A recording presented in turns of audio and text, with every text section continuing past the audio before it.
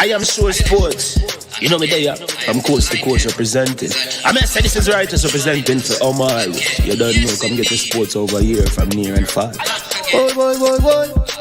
Me say I am sure sports, one thing me sure about. When me say sure, that me not doubt. Come get your sports, get it over here. Come subscribe, repost and share. I am sure sports, one thing me sure about. When me say sure, that me not doubt. Come get your sports, get it over here. Come subscribe, repost and share. If me not sure, that me not say it. Know who score, that me not say it. Never know no game play, that me not say it. If me never see no game, me not know who play. For your sports news, better come over here so. For your soccer news, then come over here so. If you don't love sports, still come over here so. For the day done, you are gonna love over your son.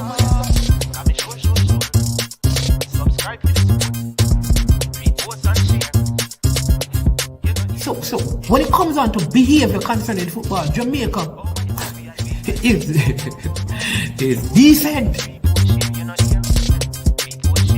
I am sure that if we can get all of these things done, set in place by the end of April, it gives us enough time before the World Cup campaign.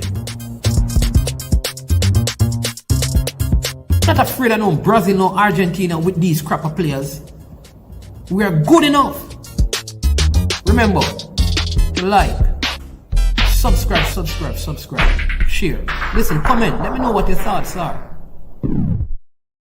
Trick-Nick Jerk Marinade gives your meats and vegetables authentic Jamaican jerk flavor. The spices are directly from Jamaica. Spices like jerk seasoning, allspice, Scotch bonnet pepper, fresh scallions, thyme, ginger, and garlic. The key ingredients to a great jerk marinade. 0% sugar and low in sodium. You want to try it?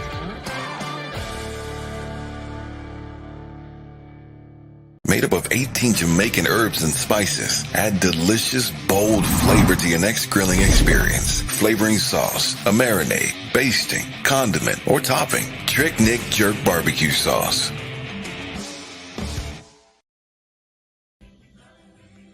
Bang bang bang bang bang bang. And then the rocks become rabbit it again. And this time it's all about Ali Cup. It's up. You know it go. August 12 and 13 on the school grounds of Aggie Animal. If you don't know what that is, it's Exile High School, 137 Mountain View Avenue. Make sure you're there. It's a big day. Because guess what? The organizers, the man called Chris Bailey and the man called Sambo. Big up Zengabat, big up Fuba, big up all Excelsior people. Because you know, for the Excelsior person, you're Excelsior person. You know. Everybody big up. Make sure you're there. It's a big day, August 12 and 13. Ali Cup, because Ali life, I feel live on. And from we say it have to go, so I saw it have to go. So all Excelsior people, big up. I remember, we start out with 8 teams, but remember, 4 forward, so 12 this year. So you know, next year it can be 24. So make sure you score. Daily rank say, big up, Ali Cup, August 12 and 13, 2022. Mad.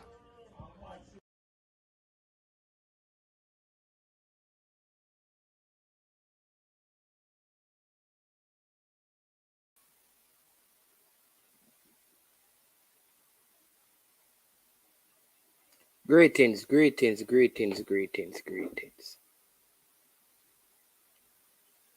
Welcome, one and all, to I Am Sure Sports.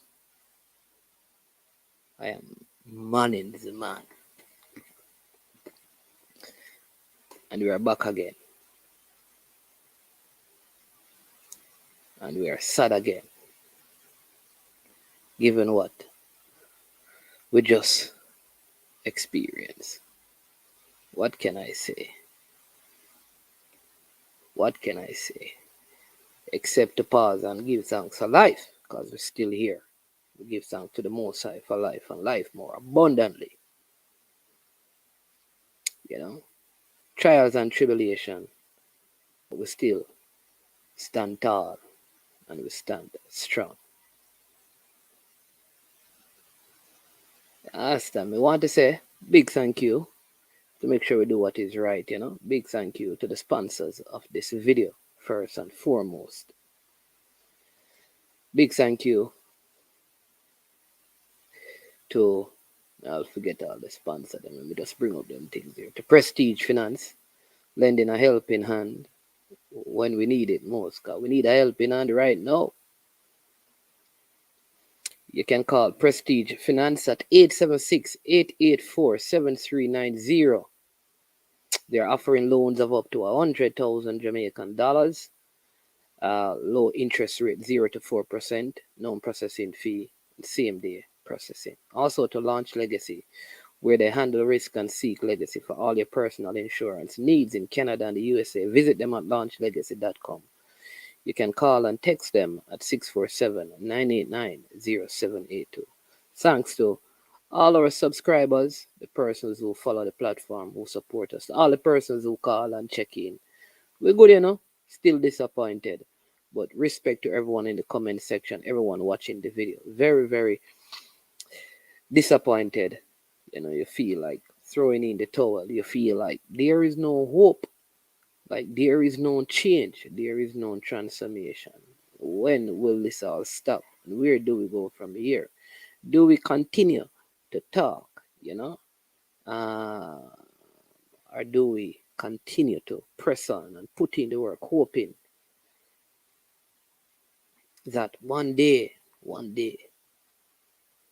get things right. One day, we'll put aside the ego and focus on the matters at hand. You know, I have relation with a player. And this particular player was at the tournament, and they are planning on having the youngster go through some sports psychologists, because the player can't understand how he didn't feature after he played a good game,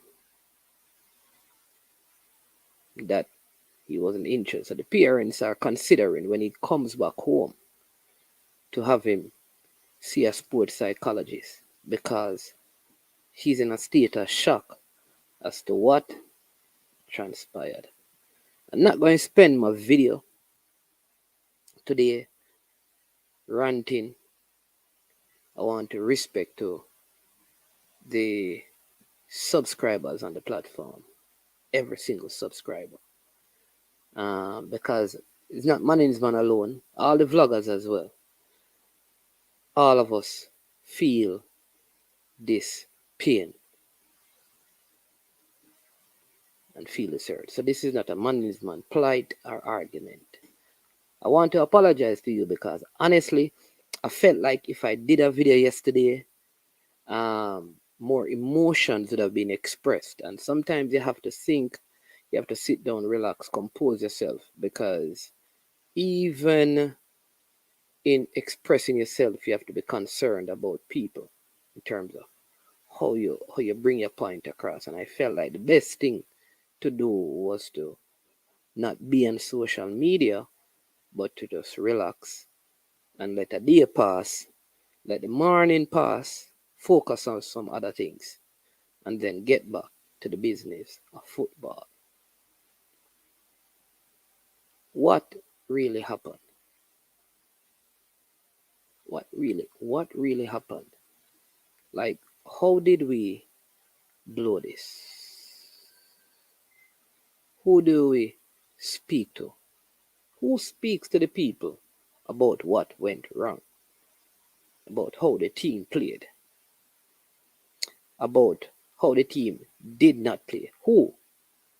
Are we that insignificant to the powers that be, that as the authority in charge of the football,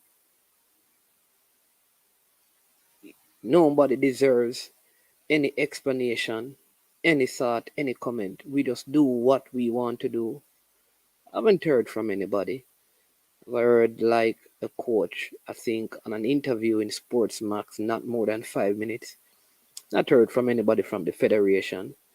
This is 2 days after team got knocked out of a World Cup campaign, where many fans were involved in the process. So the people of Jamaica, home and abroad, don't deserve any answers. We are not supposed to question anybody.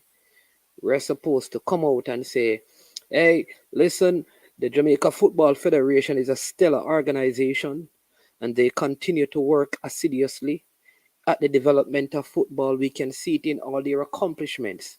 Look at the great coaching seminars that they have held right across Jamaica, and our coaches have been improved significantly, and they have moved up from the regular level 1, level 2, and now they're operating in CONCACAF B and A license and C license and D license.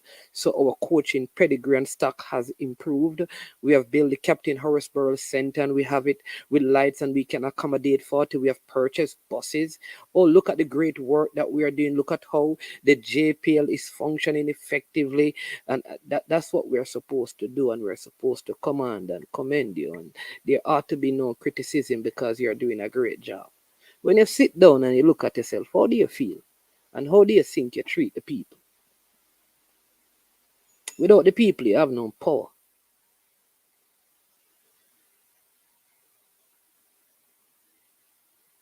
So far, we have failed in every qualification bid. And every single one of them that we have failed. The under 17 girls, the under 20 girls, the under 20 boys, the senior boys. We have the under 17 boys and we have the girls. And every single one of these campaigns have all the same issues. All the same issues.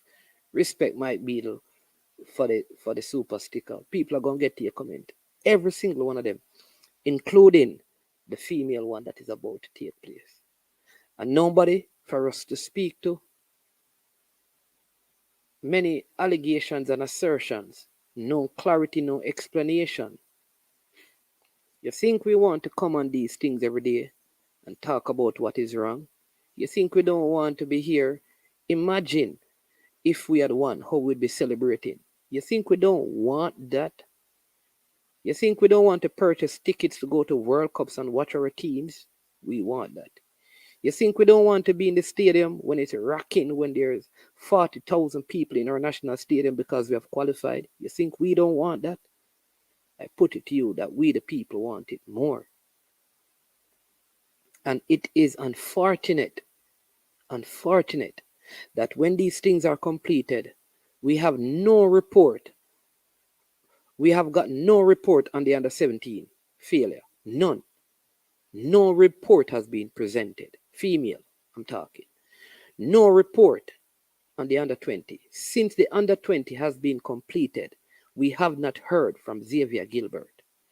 The under 17, we have not heard. Watch this. We have not heard from Dean Chambers. Up to this point, we have not heard from Marcel Gill. We have not heard from Coach Theodore Whitmore at the end of the World Cup campaign when he was a coach. We have not heard about the campaign from Paul Almarquia. He has done more interviews than the rest of them. We have not heard from the head of the technical committee, the technical director. We have not heard. We have not heard from the president concerning these matters. We have not heard from the vice presidents concerning all of these failures and who evaluate and measures the coaches where we have failed. We have not heard none of those things. There is no respect whatsoever for the people. No report, nothing, no questioning. We just keep going and keep going. And all we supposed to do as a people is just take what we get. I'm going to tell you this. Slavery was abolished because of the people rising up. And at some point, the bucket keeps going to the river. One day, the bottom will fall out. One day, there is going to be a revolt, a revolution, and the people are going to rise up and say, enough is enough. The football fans of Jamaica deserve better than this. We deserve better than this. We're not wicked and evil people.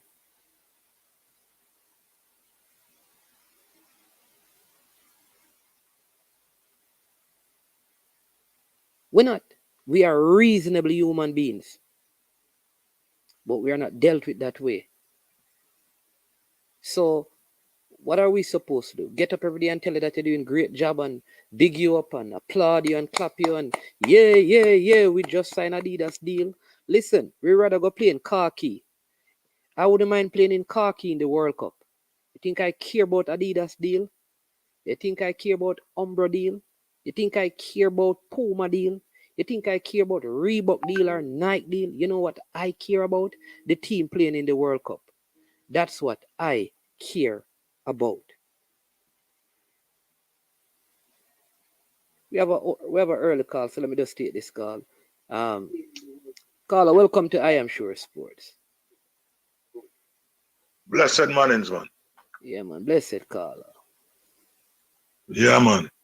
Bro, this is how on a channel becomes famous, you know, and people get for love, you know, and can win spread worldwide. It's to get up and speak the truth about what's going on in the country.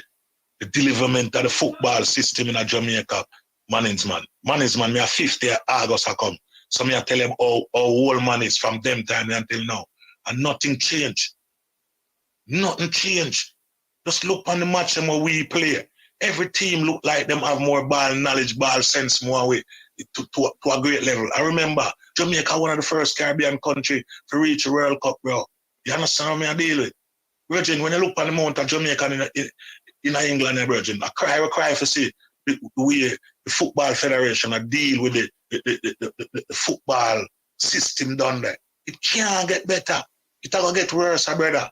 It's going to get, if people like you know, when they're on the ground, we have access to everything. More man were there, so and other people in the wider diaspora. If we not come together as one unit, we're done up on the ground, yeah, and stand up for Jamaica football, Virgin. Bro, we're not going to have a football diaspora for come call and listen on the program, or for put our input, or for give our support. Bro, changes have to come, and it only can come from who up on the ground. We over here, so we can do the talking and the spending, any donation, what to go on. That's all we can do. But we need people like Uno, where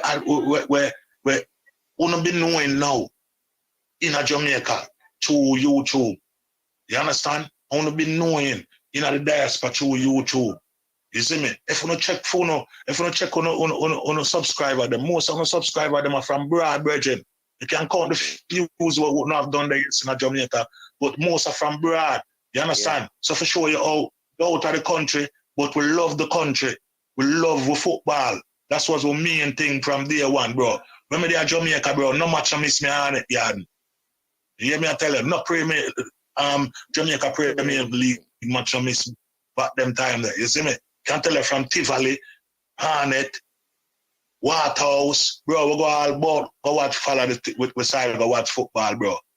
You see me? Just look where I go on in the country and now, bro. Them get up and we love you, them done there, you know. I mean, I have a son done there 17-year-old, you know. So I feel like I put on Jamaica, you know. I put on a youth done there, you know. But just check and look, we youth them not ready. We youth them not ready because we're not a good coach, Bridget. We coach them lack of something, Bridget. I don't know if it's knowledge, brilliancy, or what, but them lack of something. You understand? And it show more and more each Jamaican coach take Jamaican football in charge, so them in charge of Jamaican football, whether they're under 17, they're under 20, the national. Just look on it, bro. It's the same type of method of football them all play. Them football not going nowhere. Side the country where we used to walk around and gone around. Walk around, we don't want to deal with it like, bro, when we underestimate Denmark, you know. Yeah, because them put in them football infrastructure and spend them money. You understand what I deal with? And make them program and run. You understand? So them have all right for sure out there when them go for play. So them more improve and them in a good quality farm now than even we. Bro, it's heartbroken, bro. Bro, our next campaign that failed, all right. We have the under 17. Though we have the under 17 boys them for play as well too. Yeah, that is coming up. Honestly, what may I tell you, say, where I'm at right now, I don't even want to follow it up. More than when match I play. Honestly, because, you know, I feel like nothing has changed. I feel like the under 17 is an ex-local coach with a group of local players who the preparation going to be a problem anyways, and them not playing no international. Like, it is the same problem. Like the Trust me, it might be, bro. Yeah, nothing don't change. Like I'm saying that everything that we see right now, it has been ongoing and ongoing and ongoing. And here's the thing, you see, if deep down mad people and caller, you see, if me watch the game and I saw where these teams were superior to us, and like we had no chance, you know that it wouldn't be so bad. Like if I saw where we were being outplayed because of some quality team or some, you know, them a play like the Brazil U team, them and stuff. That was not the that was not the case. I am saying this was in our hand. It takes some simple thing, organization from the administration side, and the coaching. The coaching was lacking. This team selection we have been complaining about. All of those things. From day one, bro. That's what I'm saying. All I'm saying is that, man, this could have been done. If I watched the game and Jamaica was totally outplayed and the quality was poor in terms of what we had, I would say, listen, we had no chance. But when you look at the players that we have, Jamaica look like a pickup team. Not even we are playing corner league. We look like some youth where one youth just come down a jungle and him they have a Havana and them a play upon the concrete upon the thing, and one just come from St. Thomas and one just come from Westmoreland, one come from Clarendon. Them don't know each other name and then just go up on the field and play a 3-a-side. That's how it look. Bro. It's a crazy thing. And one may I try to answer now. I see the next article, I say them like Lego pile, yeah? And because him stand beside the player them, yeah? Yeah. Now, what about the general secretary, where you want to call him, Danton Win? What about him? Where off him case go? What is him get sacked as is him still a part of the JFF federation or what? Well, he is. Listen, even that's what I'm saying, you know, there is not even enough respect to come to the people and say, listen, we're still negotiating, we're still working out things. Not all that what I'm saying, you know, nothing, you know. Remember, tell me, a lot of people, you know, don't know the name of the under-17 female coach and we got knocked out, you know. We have not heard anything from them, you know. The under-20 team got knocked out. We have not heard from Xavier Gilbert. Up to now, we have not gotten any report about the feel of the team from Tapa, you know, or from Paul. Nothing, you know, right? And the same thing going with the under-20. I'm saying that the Dalton Win issue, there is nothing out there. There's no accountability. No accountability to the people who are investing and people who have a vested interest in the football. Yeah, nothing at all. Nothing at all. This is what I'm saying. Nothing at all, bro. You understand? The Football Federation can't run like this, brethren. Everybody in there look like them not care about to see the future of the country. Football go further. It's like everybody deal with the Football Federation like it's about them own pocket or them own ability or whatever you want to put it at. But it's not about the country. You understand? This is not about the country. All right, people can cuss the past president who dead and gone, names will rest in peace, you know. Yeah, people can cuss him and thing. But at least, bro, during them man the time, bro, the football system was more organized, more better running. You see me? You can see more quality come out of the local player them from Jamaica. You understand? After that, what? We don't see nothing more since we keep them in there. What we say? We can't see no improvement from the local ball of them. You understand? We can't find a next one on the low, a next Walter Boy where we come out of Jamaica, you know, a next Baby Garden. You see, even a next Theodore Whitmore, we beat him during the National League side. That's on the coaching. That's on the coaching level. You understand me? Yeah. Because we can't beat him as a player, you know. We can beat him as a coach. But no, you can never take away that man credibility as a player, bro. Yeah. You understand? And as much as me help beat him during the World Cup campaign, but I could have never beat him about him playing time when he play represent the national team. We hardly love to see him in the side at all time. Because when he hold the ball, he was just magical. You understand? He was just magical, brethren. He wasn't them whole heap of flary ball at them, but when he hold him ball, and carrying ball and I make pass. Everything was quality right up. Understand what I deal? You see, me talk about these federation what they are now, bro. Look, under 17 girl feel and gone, under 20 girl feel and gone, under 20 boy now come feel and gone. We forgot to call that first team. We don't see nothing about it. You understand? We even see where we say other man gonna be the coach and this set of player. We don't even know who the player them is, bro. We don't even know where them are come from. You understand what I deal with? Now we have the woman national side. Bro, me hear people beat Sidela Marley, you know. But you see, if that girl never have control over the woman's side, bro, in some form or way, it will end up same way like the rest of the team them way used to go on the tree. Yeah. Believe it or not, it's to end up same way. These people around the federation, they don't really care about the football itself, bro. Let's check it. Them down. Believe it. Let's look on it. You understand? Yeah, man. Don't, my brother. Yeah, man. Go thanks for the call and the encouragement. Anyway, I'm not there taking a show same way still, bro. But it need people like Uno up on the ground, bro. To just Uno have to come out and put that together, bro. Yeah, man. See? Yeah, man. Thanks for the call as usual. Man, respect to the fullest. Yeah, man. Bless up, man. Yeah. Yeah. So people, listen, man. I want to challenge. Listen, I want to challenge because we have some. Listen, we have a next call. Scholar, welcome to the show. My name's man. I'm calling you for 5 minutes, no more than 5 minutes. Take as much time you want, man. I'm going to just. No. Only 5 minutes. I have to do something, but I'm gonna say this, which is, if fans want change, then they need to stop talking and acting. I think somebody said in the comment, fans are acting like the JFF. If you want change, you have to organize yourself. You have to find a way to garner the right people with the right set of influence, with the right know-how, and organize yourself and come up with a strategy to effect change. And until fans do that, as you know how football is constructed, FIFA was very smart. Private organization with private membership. Government get involved, then they can suspend the football federation, football program. They believe that it's happening in the world, frankly. And they don't want it. They don't care how corrupt it is, because they're corrupt themselves. They don't care money's done. They're corrupt. They'll come and do some cursory thing, say things all right. So long as they get their vote to be in their position, it's the same nepotism you have locally in the federation that you have with FIFA. So fans will have to make some sacrifices in garner all the different constituents. The media, the traditional media, because the new media seems to be the one who all geared up about this.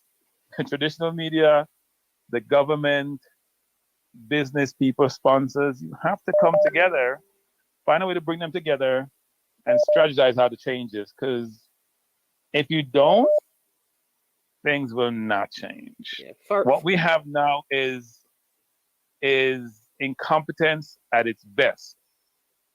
And that's it of incompetence. Every year it only gets worse, man. It's not getting better. The incompetence is only exacerbating. It's only worsening. You're saying every year? It seems like every week. Well, yeah, but I mean, we could say every day, but I'm just saying, we always use year as the basis. Because you need times to do things, right? You need a good amount of time to judge someone and their performance. We have seen it, right? If you think about whether it's the men's team, the more junior team, it's across the board. And as you said, why would I come out in the public domain and talk to you when I don't respect you and you can't do anything about it? You can't change me. I don't really respect you. I don't have to tell you anything. So why would I come out and talk to you? Because all I know you're going to do is give me grief. I'm not going to engage with you. They have the ability to do so. They have the latitude to do so. And they're not going to change management. They're not going to change. Yeah. They just want to keep their position. They have their people association. They get to travel when they want to travel, no matter how much money they don't have. And they have no accountability. And it won't change because why would you want to change that? You think you're doing your best, but you're not good enough. But you lack awareness to know you're not good enough. Yeah. Foreign Spider is asking, what can we do?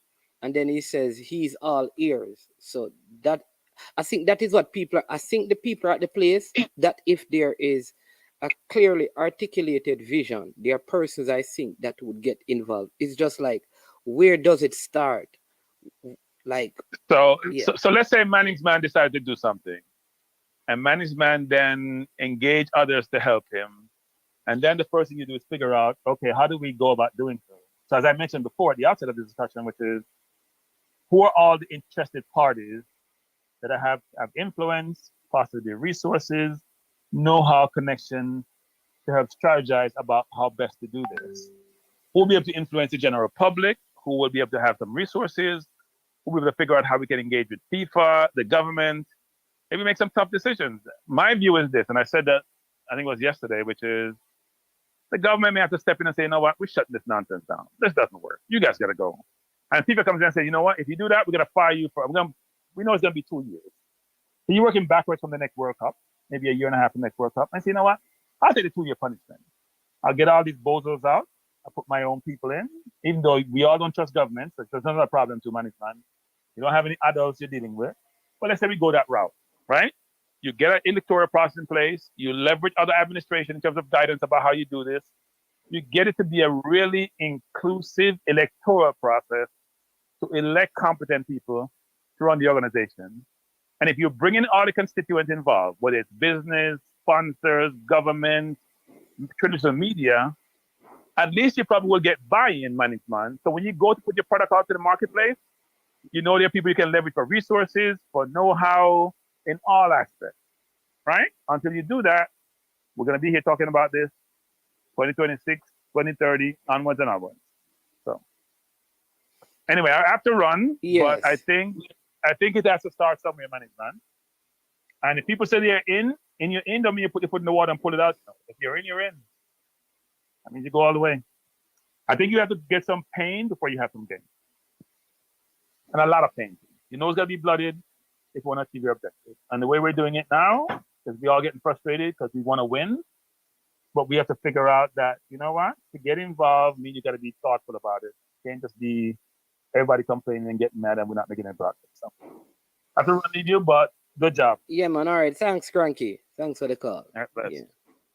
All right. Just take a couple more. We have a couple of calls. Because I'm going to challenge some persons, and I think I like what Cranky just said, and several persons have been saying that. Let me just call back the caller. Yeah, Norton, welcome Hello. to I Am Sure Sports. Good afternoon. Hey, Mr. Mannings, greetings to you yourself and all the listeners. Yes. All right, so that was Cranky calling just now, right? Yes. Yes. Well, in my little scope, I think we could start by having a WhatsApp group and then multiply that WhatsApp group, then you identify who's in it.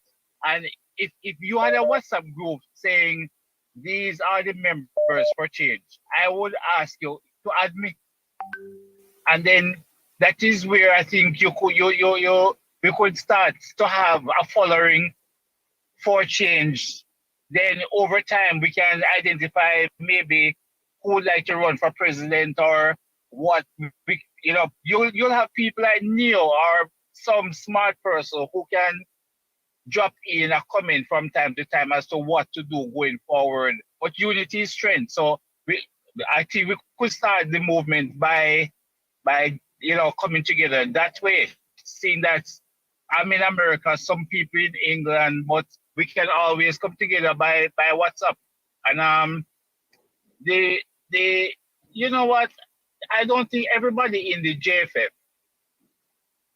don't like the currency, or I don't think everybody is a part of the wrongdoing or the lack of imagination and stuff like that. I think some of them love Jamaica, but you have some people who wielding the power who is not so smart. Like, there's no fools in the organization, but you can have people. If you're a good farmer, that doesn't make you a good accountant or a good PR person. You understand, man? Yes. Yeah. Absolutely. Right. So what I really think, I think that you have some people who may want to do a good job, but they just lack the know-how, and then over time, like now, things just become too, what did I say? The whole management of the everyday life just get overwhelming. That is the word. Yeah. Overwhelming for some, that's it's just too much. So the little things, you would need a notebook to walk around, and if you have a team of smart people, but then again, if you don't surround yourself with smart people who have the know-how, there are some leaders, there are some leaders who are current, who knew that they were not adept at everything in Mannings, and they what do? They surround themselves with people who know to do. So why is it that after all these years, because this is not just 1 year, we've been stressed out for multiple years now, and you hear the cause for your head, and you know that you're not performing at your optimum. What would make people who know these things not call somebody like, let me tell you, the only thing, if I was in that situation, I would even call in Cataract and tell him, say, be quiet, I don't want to keep my secret. Whisper in my ear and don't tell nobody. Because Cataract is a smart guy, he knows a whole lot. What would stop somebody who wants to do a good job from tapping into somebody who have know-how? Yeah. And then at the end of the day, you're never gonna get an order of merit from Jamaica because we don't like you. I mean, what would make people stay in a job that is a public, I wouldn't say, I don't even know what to say if it's a public office, because it's like a private office to me. But what would make you stand in a job like that? After all this abuse, people say you don't have no sense, you're incompetent, them see you on the road, you don't have no respect. What would make people, even the executive, the people who we can't see, make them stay in an organization like this that is not being run at the top adequately? I mean, what is in it? Tell me now, Mr. Mannings, man. Very good question. Tell me something, man. I think there must be some direct or indirect benefit. Maybe it's, I don't know. Maybe it's not money. Maybe it's a prestige. I don't know. What prestige? No, and that's what I'm saying. What prestige is there? That's what I'm saying. Or maybe it is. Listen, I have to prove to you that I can. So it is. No, like I said, I agree with you that no one stays somewhere that they are not wanted and they are not getting anything out of it. Even if you're not wanted, if you're getting what you want, it encourages you to stay. But if you're not getting anything at all and you're not wanted, what does this say about what does this say about the parish presidents if the same person is re-elected? Tell me, what does it say about? I mean, and I don't wanna put down anybody, but maybe you know a little bit more than me. But Mr. Watson, who is the head of delegation, how him get that position? Carla, if I could tell you some of these things honestly, and what is the job description? What is the not the criteria for getting it? What is the function of the head of delegation? These are the questions I'm saying that we have been asking. And then the people, remember, the person who is normally on these platforms, the most that we get to speak to is Mr. Rudolph Speed. And a lot of times when he asks the questions, he will say, listen, this is not my portfolio. And he just... But you know what, man, to interject just a second. With Mr. Speed now, Mr. Speed will, if I should say, Mr. Speed may have a son who played in my backyard, but he's very good. He can play for Jamaica. Mr. Speed will say, bluntly, nah, man, you can't come play for Jamaica. You're playing in your backyard. You're not good. No. I have to read between some lines here. You who don't have anything to do with selection and coaching, how come you discount that and not allow the coach to discount it? These are the questions, and this is where we need to. But because it's obvious, Mr. Speed said that all the time, Yeah, Mr. Speed discount players all the time. Yeah, what I am saying though is what Cranky, and I think Rob is making some points that are important, because what Rob is saying is that this is Rob Simmons. He's saying that all the on-field issues, we need to forget about them. The issue is the leadership of the football.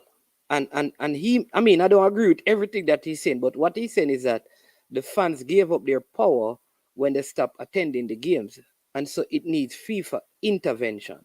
All right. I don't think the fans gave up their power, because the truth is, for the last couple of years, in every level of football, you check, even in club football, people don't support failure on the field and incompetence in leadership.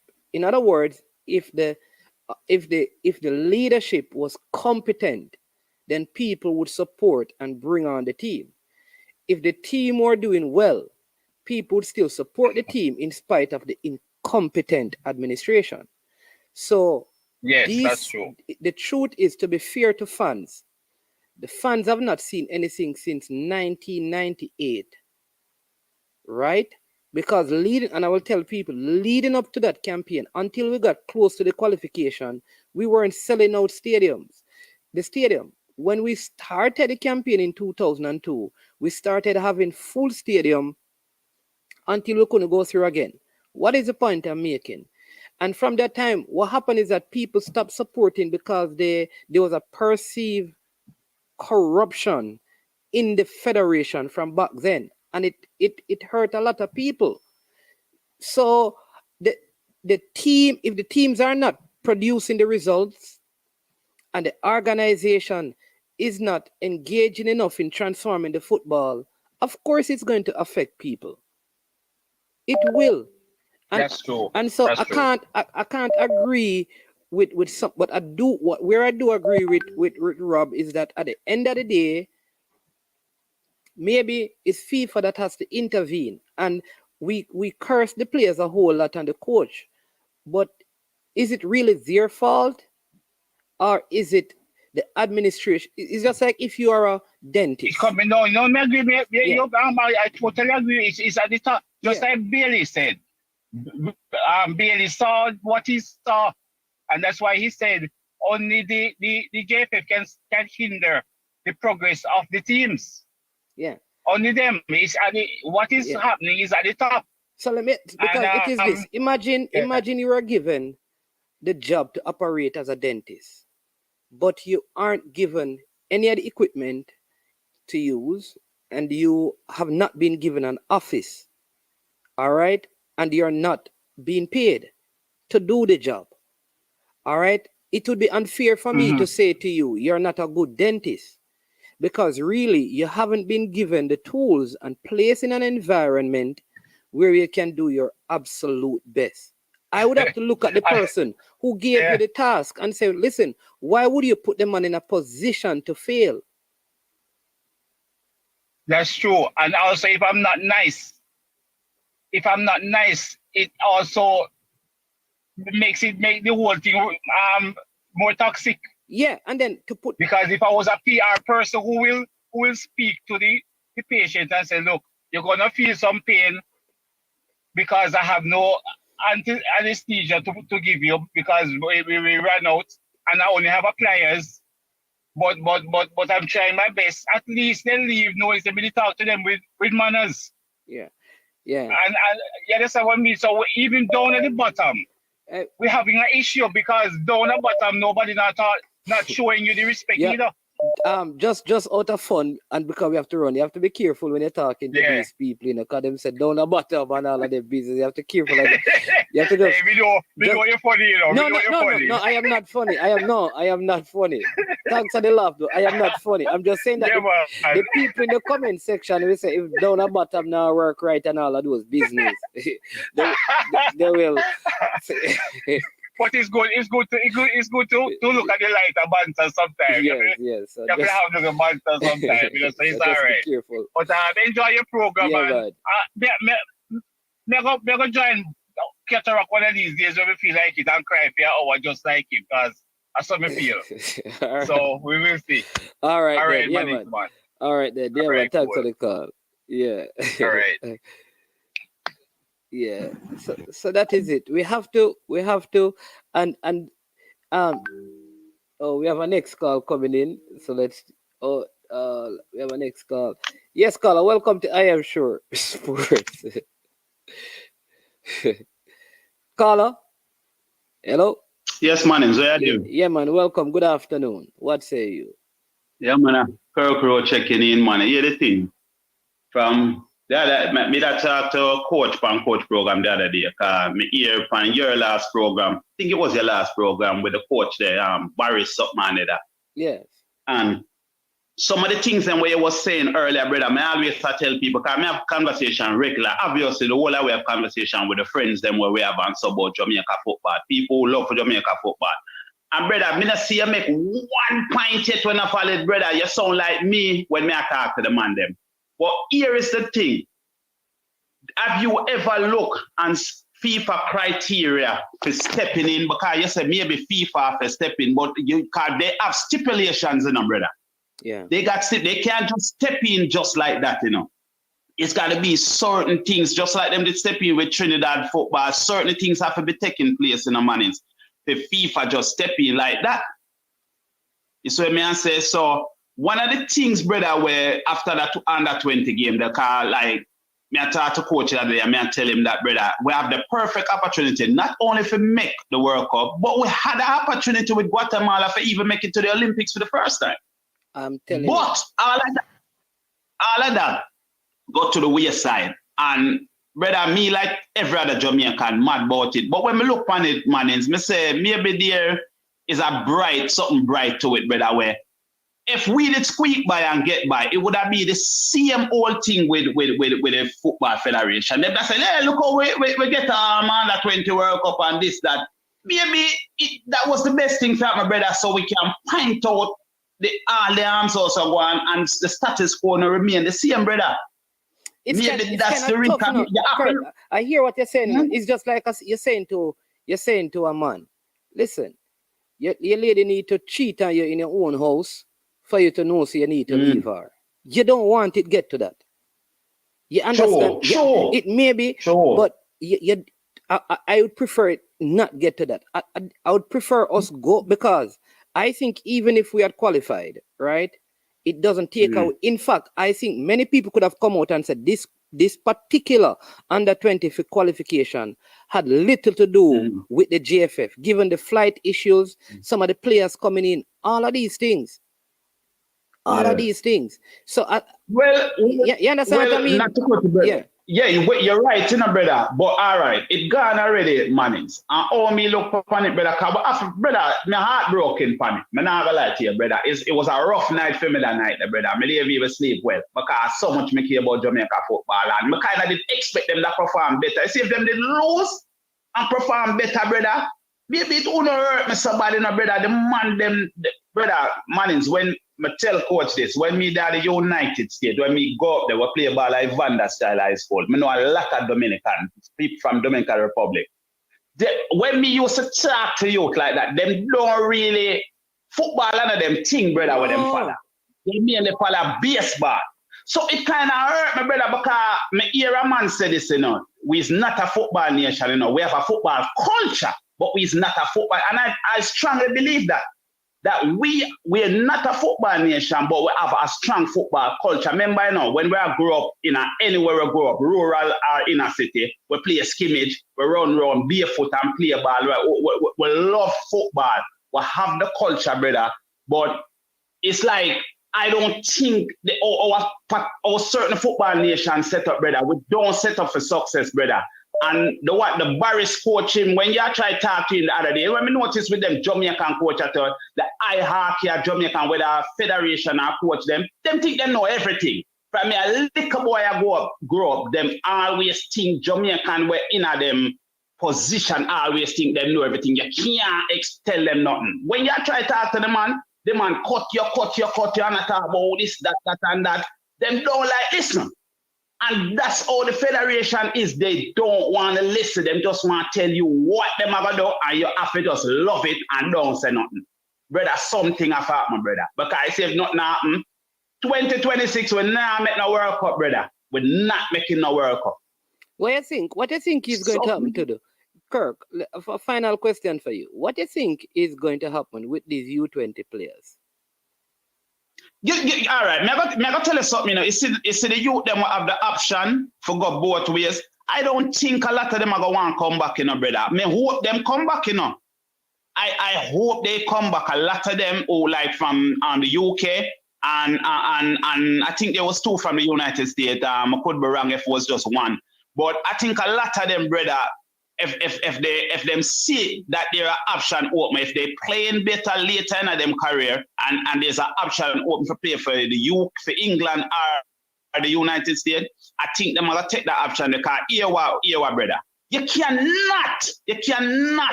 go through things where you have a struggle, your job, you know, because football, a lot of them, you know, them are 20, them under 20, you know, but football are them career, you know, them are try to build a career.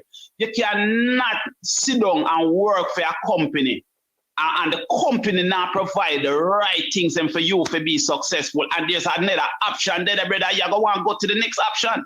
So my thing, I'm not sure if a lot of them youth there who have the option for play for another country are going to show up. Now for the younger one, them where only can play for Jamaica, brother, the only thing we can say because Jamaica itself not help them get technically better. Them not helping them to be technical better. So they have to work on them skills themselves and then sit down the line. Well, my brother, it's hard, brother. It's hard.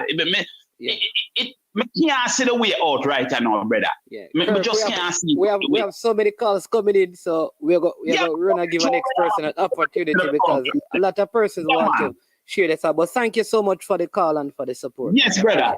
All right, me go on listen. Yeah, big up. Yeah, all right, people. If one person is on, right, if you call, you're not going to get through. So it's better you just wait, and as soon as they come off, you call in and you come on next. All right. We still want to. Still putting up some of the messages so you can read them. Ishmael, we are not saying that the players ought not to be blamed, you know. I would not say that. The players must take some responsibility, but at the end of the day, if people are not put in the, if you plant crop in stones, most times it won't flourish because it has not been placed in the best environment to give it the greatest success. I think administratively, and nobody's denying, and even for Peso, nobody's saying that we cannot lose to the Dominican Republic. We are saying that administratively, our failures administratively are showing in our football, right? So until we can fix the administrative things, that is just, it's going to lead right into our play. And you can look at the society, if government isn't functioning effectively, you see it in society. Same thing with a church.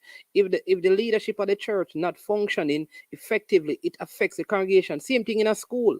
So the players may not have done their best, but we have to ask ourselves, did we give them all the tools necessary and the environment necessary to excel? Did we put the best set of people together? Because we can't blame them for those who were selected. All right, we have Be a Blessing on the line. Welcome, Be a Blessing. Yeah, good morning or afternoon. Yeah, man, it's afternoon. Good afternoon. Yeah, man. All right. So, hey, to be honest with you, I don't even know where to start. Just like you, I have not discussed the under 20 with my friends who we normally talk football with. Because, I mean, to be honest, I have to get on my thoughts. And as you said, you took a day and probably, I was just fasting YouTube and I saw you live. So my thought hasn't been put together. But you know what came to my mind while you were talking? Because I hear a lot of people talking about damn ref and baseball and this. Listen to me. If, I don't even know, if damn ref prepare a team, no matter how good you are, if damn ref prepare their team and Brazil sitting idle on the beach and say, okay, yeah, it's just damn ref, we're going to play them, you're going to get beaten. And we're not Brazil. No, we knew of this championship long time. And if you fail to prepare, you plan to fail. And I sorry for the boys because, I mean, they're not at fault. They were there and the federation didn't put the thing together to have them organized and ready for this competition. Mark you, Damrep was in a playoff, a pre-tournament qualifier in November. So obviously they must have their team prepared for almost 10 months. And we put together a team and we did well. The boys did well. I'll be honest with you. I think tactically, when you watch the game, I don't think Fuzzy and his coaching staff get it correctly. I think they were chopping and changing with the starting lineup too often, and then it was some I don't know what's up with Jamaican coaches. They take forever to go to their bench. That game, when I watched part of that game against Damre, Devante Campbell, I don't know how long Fuzzy takes to make a change. Listen to me, we need to go to a bench and we have impact players on the bench. So I segue from that to this because someone asked a question enough. When is the under 17 tour championship? I didn't even know that there was an under 17 championship. I thought it passed. So I went and I looked. There's a tournament that's going to be starting the 6th, I think sometime in August, yeah, between teams qualifying to go to the final round, which is 2023. So my name's man, I want you, because you're one reputable YouTuber, to find out what is the squad. If the championship is in 2023, we can't wait until January. We have a reputation of waiting until it's February, then December we say, okay, who we're gonna play? Who? No. Yeah, I think they started preparation now because there's a part of the tournament that starts this year. I think later in the year. I think in August that they should be playing. Yeah, no, but Jamaica is not involved in that, you know. I just look on the Jamaica.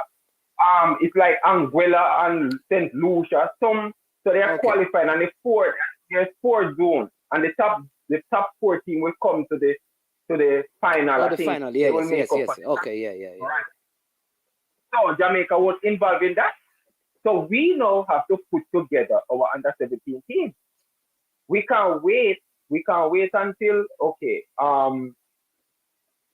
a month before we're hustling around. No, put together a team. I don't understand management. Listen, I'll tell you this. I'll say this to you. Be a blessing. So, I'm not here advocating that Jamaica are guaranteed to beat any team. But one thing I will say, the fact that Dominican Republic is known for their baseball and basketball. The last U17 female campaign they kept. The last U20 campaign they kept. They also eliminated us a few years ago in Olympic qualifiers. That's Dominican Republic. They had the under 15 tournaments a few years ago as well, male and female. All right. It says to me that their administration is doing such work that it is facilitating better play on the field. That is the point we are making. You can tell that what is happening, whether you want to call it a soft revolution or a hard revolution, what is happening in the Dominican Republic, over the years we have been seeing small movement, not seismic moves on the scale, but small movement in the right direction. And so they keep on doing that, and we're seeing it bear fruit. When they were supposed to play our female team, many people even thought they could have defeated us, though we won the game. The point I'm making that this don't happen because of just having the right players and the right coach. It happens because you have an administration that is functioning effectively and efficiently. Yeah, that's true. Obviously, administration is doing, the federation in Dominican Republic is doing something that they can be hosting these tournaments. And obviously, it is filling off to their team because obviously they're investing in their team. The thing, I hear a lot of people saying, "Oh, we need to come together as a." Listen to me. We didn't vote in my city, and I think I wrote something. The most we can do is make a petition, and I don't know how far that will reach because you would hope that my cricket and his crew see that 1 million Jamaicans say, "Hey, you need to leave office," and it touch their conscience and they leave. There's no other way. We can't vote them in. No, because the thing is, it's the president, it's the parish president that put him there. And it's so funny that you see these people are talking about love for country and this and that. When the Gen Tech, he was like, "Oh, we don't have no money for the play. The guys need to say this and that." But yet, a few days after they said, "Oh, you need to, you're gonna get fired or whatever." He wants $9 point whatever million. No, seriously. So you're not putting the country first. No sport. But then I say this. We have one more, and that's the regulars. I think Monday we play next week. So yeah. I'll be watching that break because it's gonna be difficult. Everybody had played practice game. We haven't played any. I think we played. Yeah, we played a team from. We played under 20 team and drew 2-2. And I think we have a game today. I think there's a practice game. I'm not sure, but I'm almost certain that they have a practice game today. Yeah. Oh.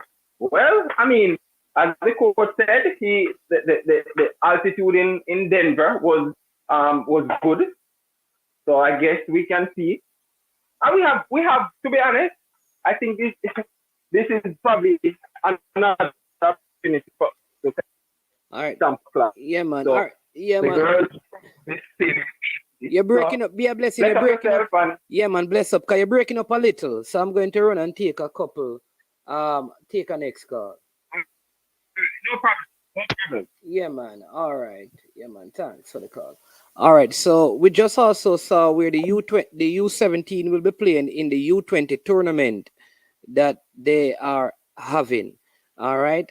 So the line is free. I know a couple of you are trying to call, so you can call back. I think Jermaine. Let me see if I can get Jermaine. He's been trying to call for a while. All right. And then I'm going to. Yeah, man. Good afternoon. Welcome to the show, Jeremy. Yes, I just want to make a couple points. I've been listening to your players, to your callers, right? Yeah. I live overseas, and I live with lots of Dominican and Panamanians. And when I hear people listen to them, I say, everybody, listen. They're closing down baseball stadiums in Panama and Dominican Republic, and then turning them into baseball stadium, into football stadium. They must spend money upon them program, right? Yes, I went there myself. My friend said, listen, this used to be a baseball stadium. They close it down. Not baseball stadium, baseball field. They must close down the field and turn them into soccer field. So they kiss them, and they must spend money upon them program. Hello? Yeah, man, we're listening. So I'm just telling people this. I've been to them countries out front. I have a lot of Panamanian friends. I go to Panama. I go to DR, right? So they spend money upon the program, people. We are not doing that. These countries are putting the money where their mouth is. They're putting infrastructure in. They're bringing in international coaches, teaching the youths them the game from the fundamental. So this is where we lose. We are not doing that, right? The parks, just like in New York City, where kids used to play basketball on the street. They build them up hoops and stuff like that. That's what they're doing in Panama and Damrek. They're closing down some baseball fields and are turning them into soccer fields and putting money and infrastructure in. We're not doing that. So when people are talking about, say, this is a football culture, it's nonsense. Puerto Rico doing it too. I'm gonna give you guys a quick look at history, and then I'll go. I remember it was in the 1997 or something like that. Man, I know you must know this baller. Ali Rose. Yeah, man, I know. From Warstown, and the musical Georges. Yeah, man. They were Puerto Rico in a tournament, and we balled Puerto Rico from the start to finish in Jamaica. This end of the score was only 2-0. Possession was 90-10, right? And we scored 2. And I remember the Puerto Rican coach do translation and said, "We are not a soccer playing country, but we're trying to get there in a few years." That was in the 90s, right? Puerto Rico is getting much better, right? There's also something I heard yesterday what someone said. People miss the fact. So how comes a big country like Jamaica make a country like a small country like Damrek beat them? Let me educate this person. Damrek have over 10 million people living on the island. Over 5 million living off the island. They're way bigger than us, right? So people, we need to get our facts straight before we come out and start. I don't know who said that, but when they say a small nation, they're talking.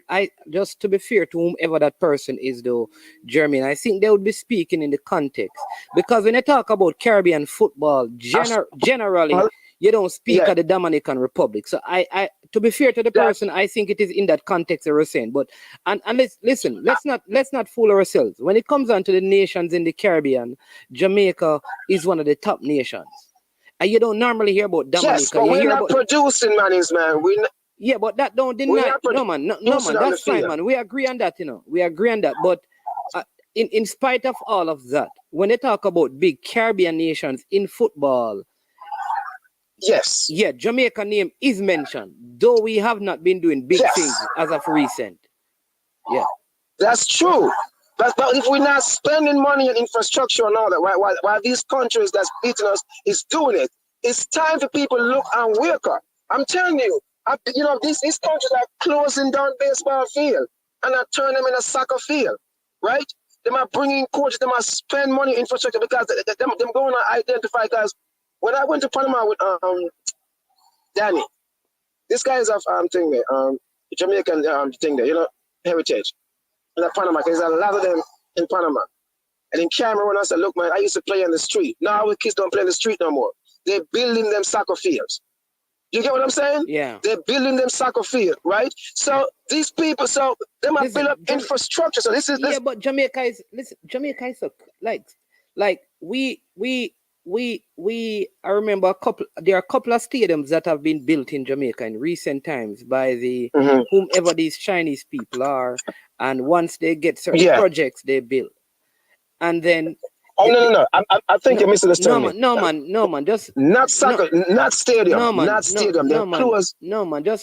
I know this is a separate point, but similar. Okay. So the point I'm making is so here it is that these people want to build a football field in Jamaica, and the politician in a particular constituency who is a part of the process brings them to his constituency instead of looking to see where the greatest value would be added to football.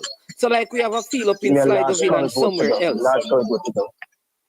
Yes. You understand me? So that's the point I'm making, Carla. Yeah. That sometimes I do get you. I do get what you're saying. I do get what you're saying. But because I remember, this is my last point, and then I leave. I remember as a child, right? I used to go to John Mills, and this is no lie, man. I swear to God, tell the truth. We used to left because our school is about half an hour from Anna Garden Stadium, and I'll never forget this. Whenever I know if you play about the streets up and look up, stuff like that. Now I remember about 15 away. No, like the entire class. We are past the Onandi complex. That before it have the stadium and all that, right? Yes. That's in the 90s. And I'll never forget, is a tennis ball we have. I play a big ball. You hear me? I tell you, at time at the net I'm take down, right? And we are run on the big field. I play with the something the ball, right?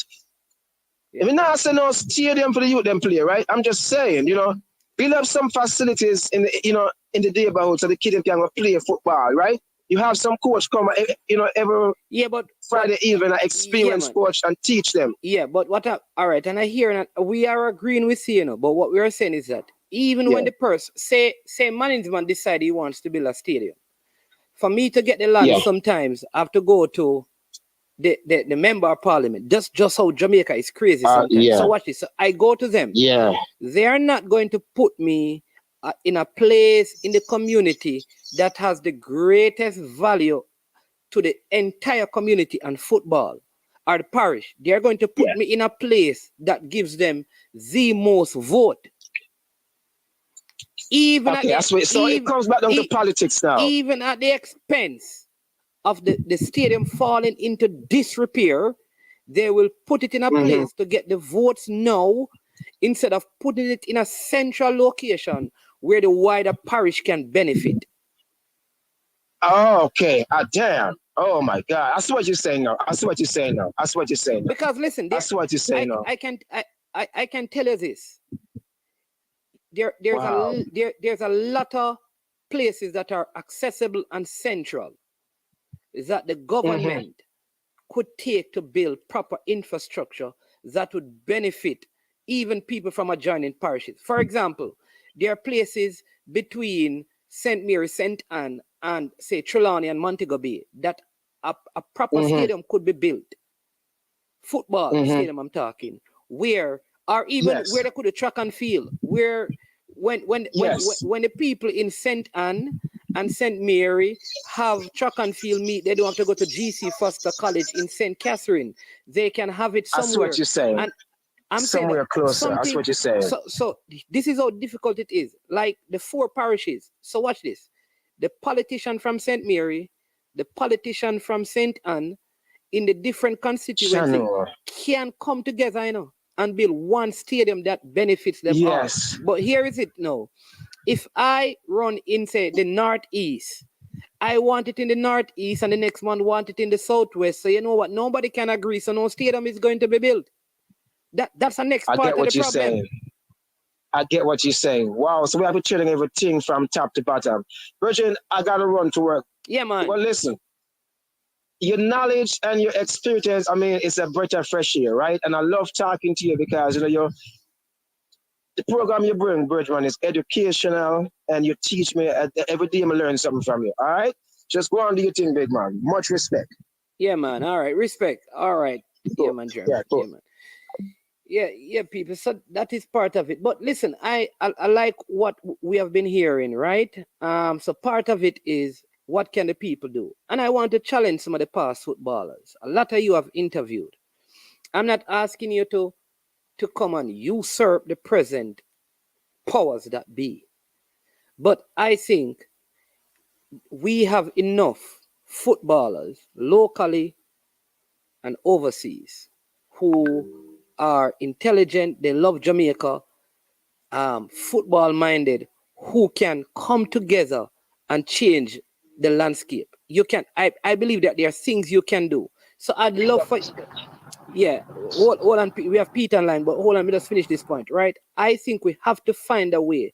In the same way the people on YouTube, there's a coming together. If we, the people on YouTube, could come together in different places, most of us have never met face to face, and we were able to help, right? How much more you guys who have played together, you all talk to each other. I think there are at least 10 of you in Jamaica, in England right now, that you can sit around a table and create some strategic things to help bring some change. You might not be able to change the whole thing, but you could be a part of the change. Then the people on YouTube could be a part of the change. So some of these things I think needs to happen. So I am challenging some of the past footballers to meet. Don't do a one-man thing.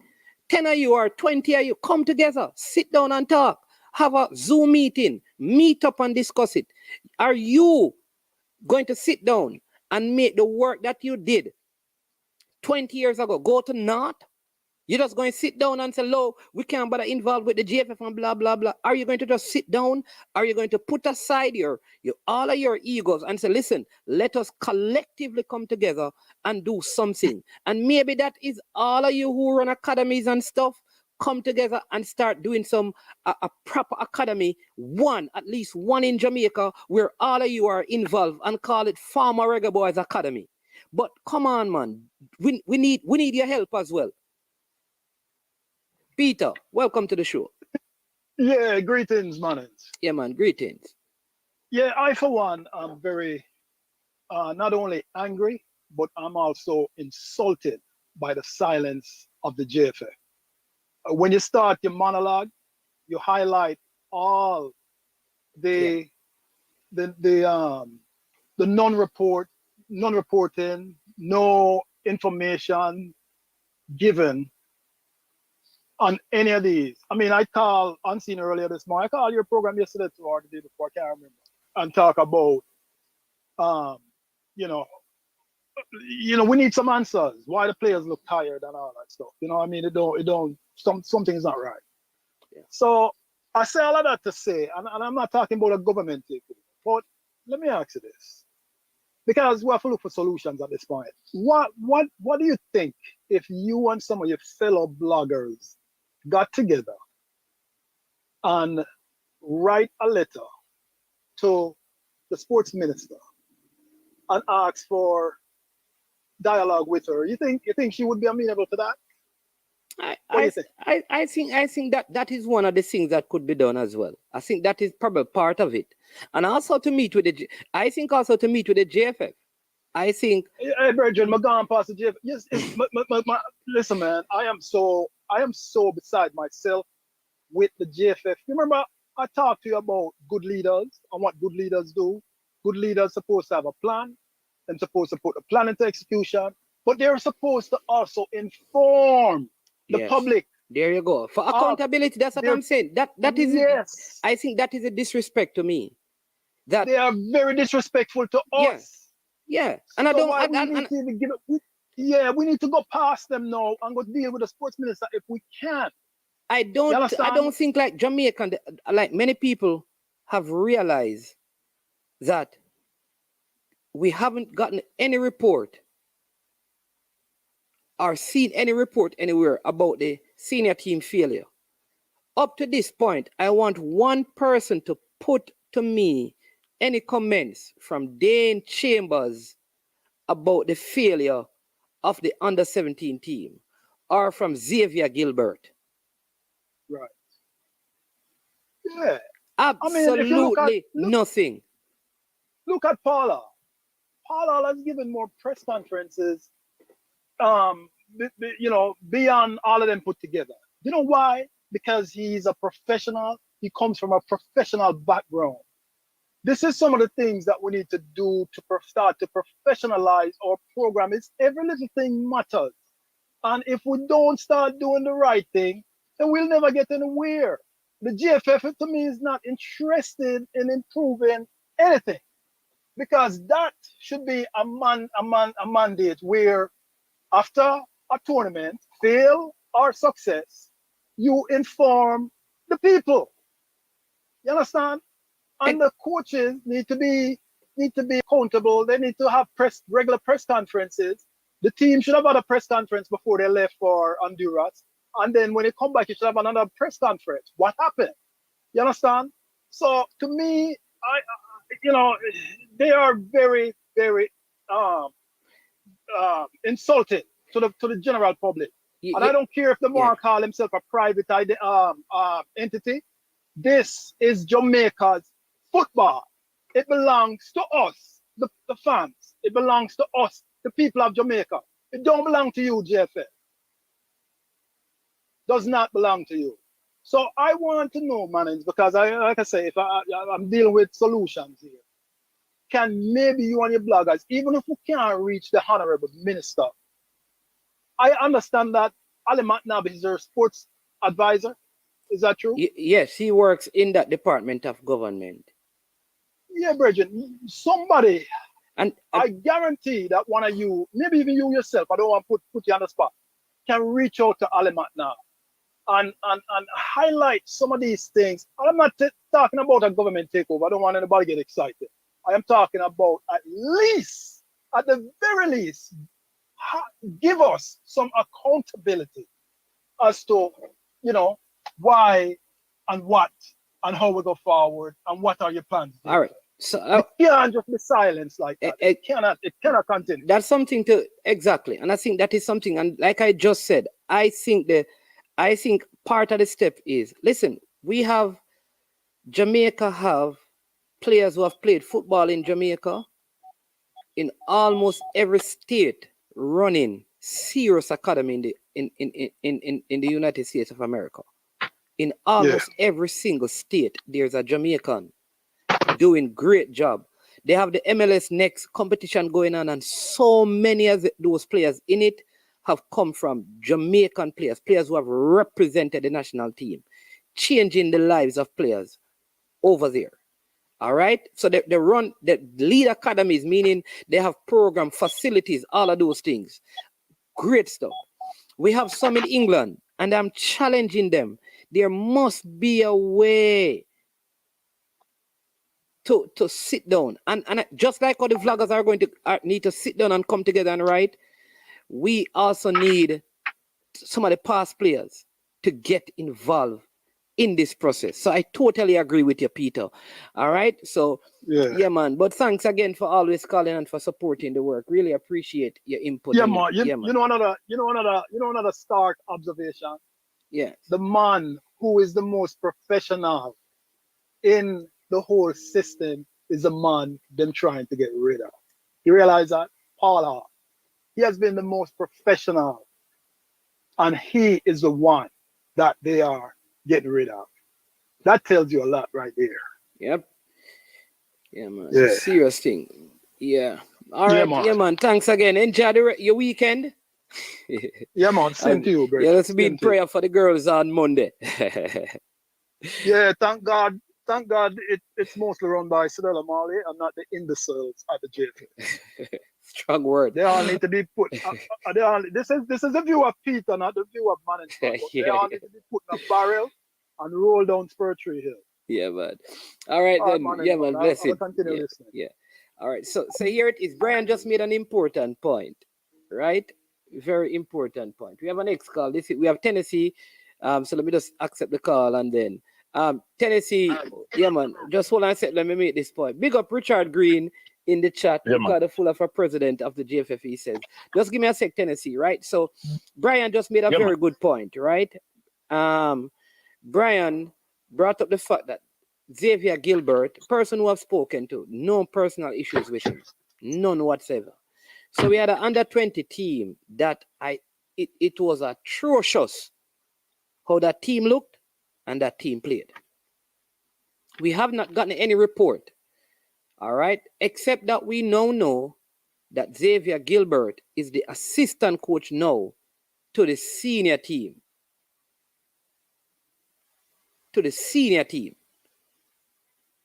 All right. Nothing said, but he has been promoted. So nobody knew until we heard recently about who the coaches were.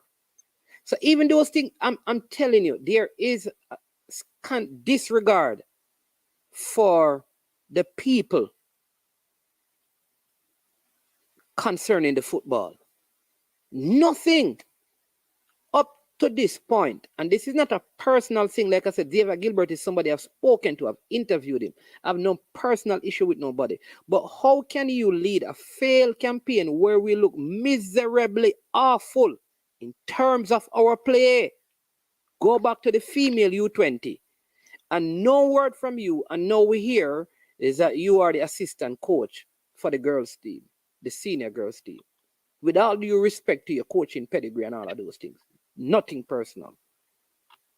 Somebody need to talk to the people. But go ahead, Tennessee. Let me hear what you have to say. Yeah, man.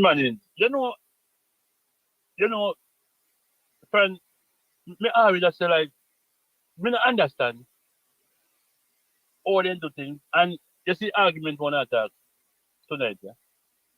What we can't understand is, all right, you remember when the under 23 team was training, and they say they don't want nobody video, nothing, not take no kind of picture. Yes. So man, I was always wondering why.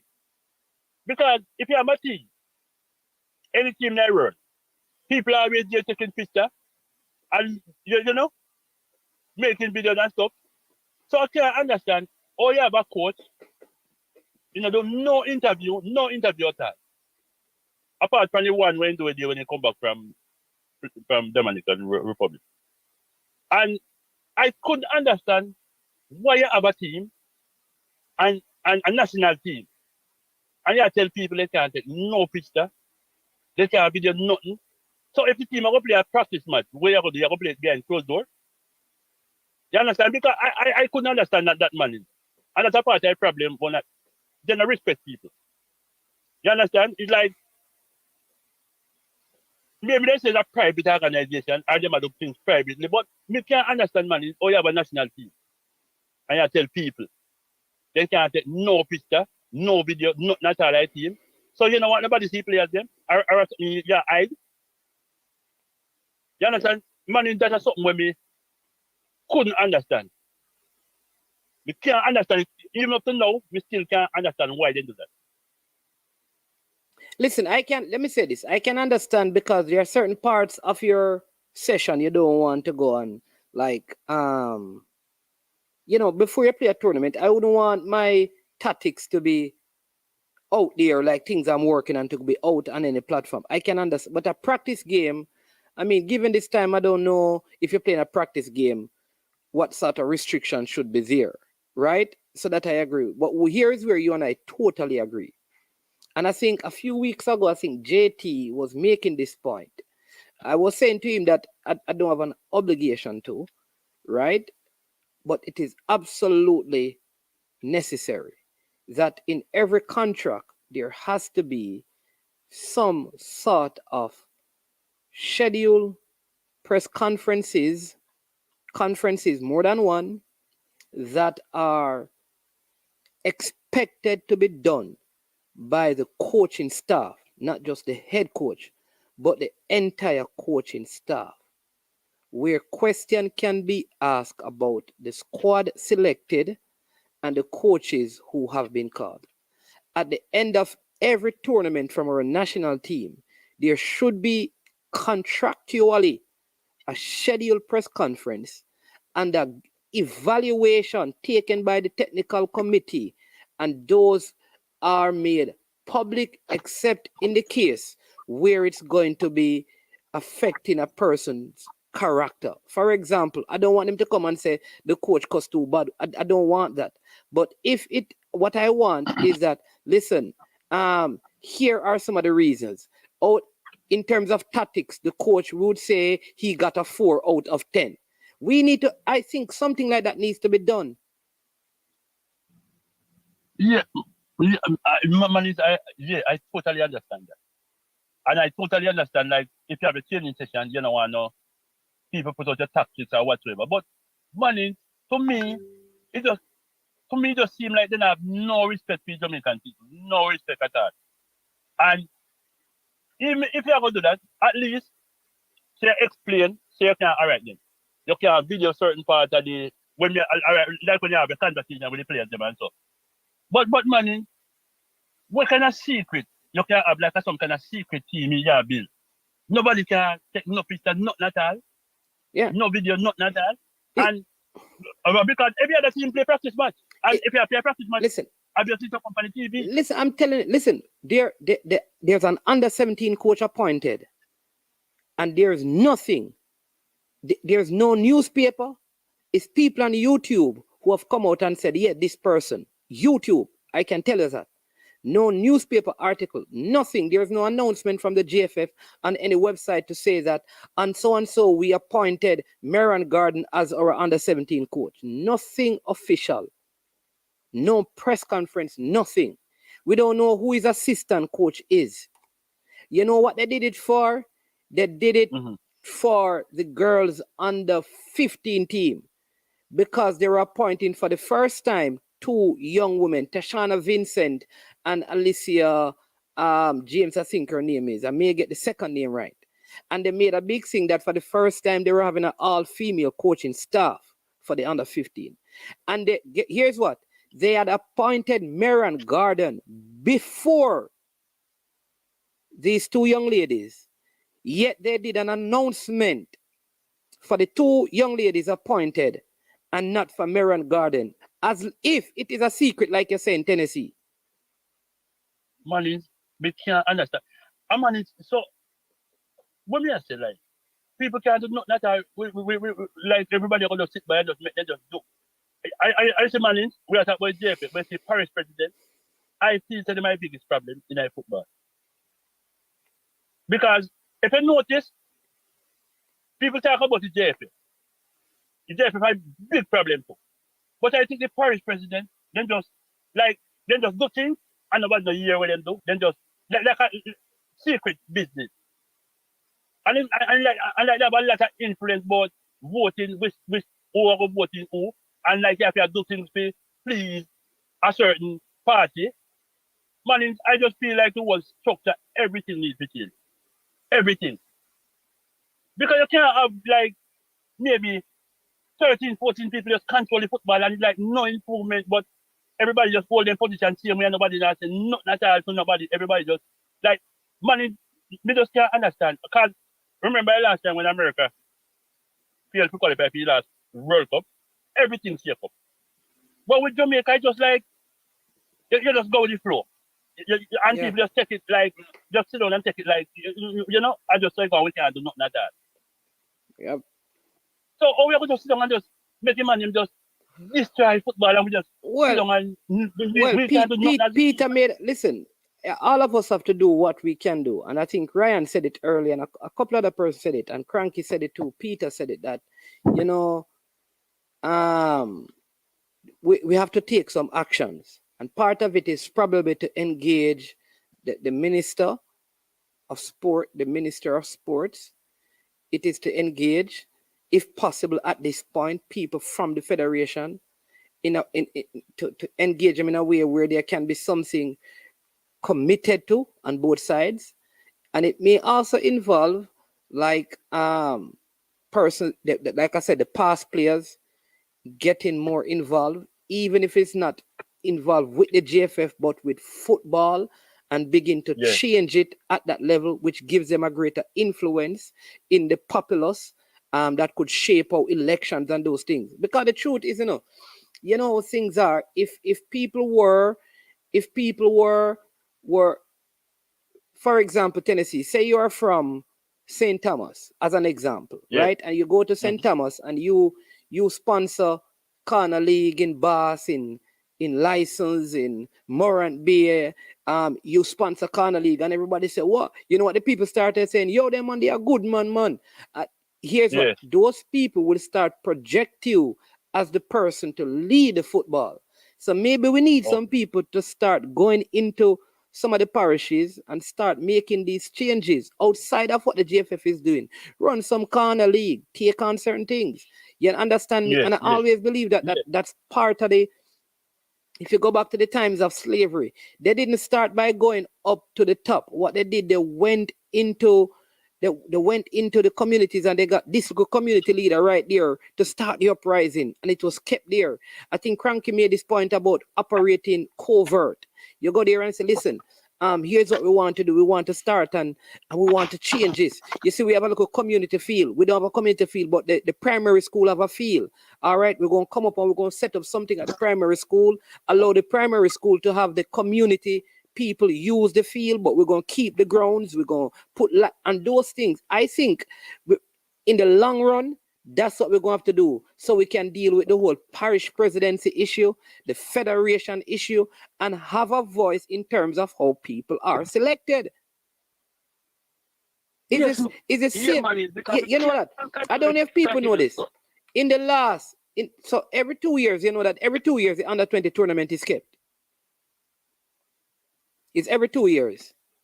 I think it was kept. Yeah, the last time was in 2019 when we almost, and well, that's not true. And then this year, right? So 2019 was the last time, Yes. and then you have it, which is what 2022 now. So a few years. All right. Yes. I think I don't know how it happened, but here's the thing: every time that we have had it in the last umpteen years, we have a different coach. So even at the coaching level, we don't have any continuity. Yes. It's like we just pick up, we just told that coach when the tournament almost. Let me give the people them. Let me give the people some of the names who just leave it. Remember, Gilchrist was there. You had Ricardo Gardner and Freddie Butler who walked away because they felt like they were using their own resources to do things, and there was no support from the federation. People don't forget that. We had Vassal Reynolds who left it, and then Jerome Wade who took it, and then here it is with Fuzzy. And I tell you, the next time I see under 20, different coach. Man, we can't continue the way we are continuing, man. It's like, you know, it's like people powerless money, they can't do nothing. And this is a good program we have today, man, because we need to do something about it. Because man, we love the national team and we love the country. And we can't just sit and allow people to just, we can't understand, man. If you have a company and people feel like this, people don't get fired. Everybody just sit down and it's like, when a big failure comes, they just quiet, nobody not say nothing. And maybe a one man pop up and say something. And then he must say, well, I know him in control of certain thing among that talk where him know. Man, we need to do better than that. Man. And we can't understand why if you say that volunteer service, why you feel nobody not happy. Listen, people misunderstand volunteerism, you know. Volunteerism don't mean you don't get any money, you know, people. Don't misunderstand it, you know. There are many people who volunteer for the Red Cross, but them get money, you know. Yeah. It's just not called pay. Yeah. It's called a stipend. Yeah. So I think we misunderstand volunteerism to mean that volunteerism means I don't get anything in return. It don't necessarily mean that. It means that you're not doing it for a salary, but you still get money and perks. And money. The last thing we ever say, money. Every time the team fail, they blame preparation. This time, everybody will come out. Then I want, all right. For me, money, me not understand. You see, local coaches, they depend on each other. And no matter what, nobody, they don't want nothing about the coach. Yeah. All them going to talk about a preparation. Yeah, and things we see in a game, preparation have nothing to do with some of things in a game, money. But they don't want to talk about that specifically. That's all they want to talk about, preparation. Yeah, absolutely right.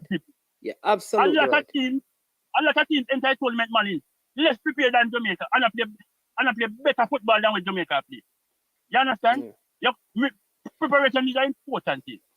But you can't use that just to defend somebody. You must be able to start it soon. Yeah. Big up yourself, man. Yeah, man. Thanks for the call, man. Much respect. Hey, that's a very important thing, you know. It is sad that coaches cannot say, listen, I think the coach got it wrong. Respect him. Listen, I talked to the coach. I've never had an issue with the U20 coach, but I will tell you this. He got it wrong. Still respect him as a person, but in this game, I think even the team selection, I had a different team. So I honestly believe, without a shadow of a doubt, preparation or not, I think there are many decisions in the game that he got wrong. Unless he can come and say, management, all right, yeah, you see, I got it wrong. But this is the reason why I took off Jaden Anderson. This is the reason why I kept on Pearson and Duncan McKenzie for so long. This is the reason why I started. Unless he can give me other reasons, I'm going to have this thought. He got some decision wrong in the key moments of the game. Until he can give me other reasons. All due respect to him, I want to hear from him where he can say to me, Manning, we could not play 4-3-3 when Dominican Republic was sitting back. Until he can show me those things, I'm still going to say he had it wrong. I want other coaches to be able to do that. It is unfortunate that you say you respect somebody and you cannot say they got something wrong. You have to be able to say that and still know that you're saying it respectfully. It's the same thing. Some of these coaches can't even come out. Can't even come out and say, they don't even want to come out and say anything about the federation. You know why? Because they still harbor the thoughts of getting a job in the future. I don't, let me give this. I don't agree with a lot of things from Mr. Butler. But here's the thing. He's not going to allow his need for the job to stop him from saying what needs to be said. So he's going to say what is on his, he wears his emotion on his sleeve. I must give him credit for that. Because he's not going to, and he's not going to allow a need to get the job to stop him from stating what is evident.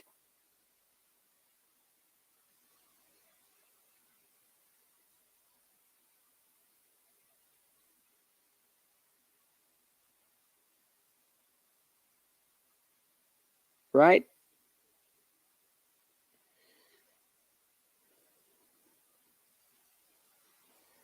This one says, that's a brilliant point about seeking an audience with the sport minister to see how our office can assist in bringing about the change. Bless up, Kofi Howie.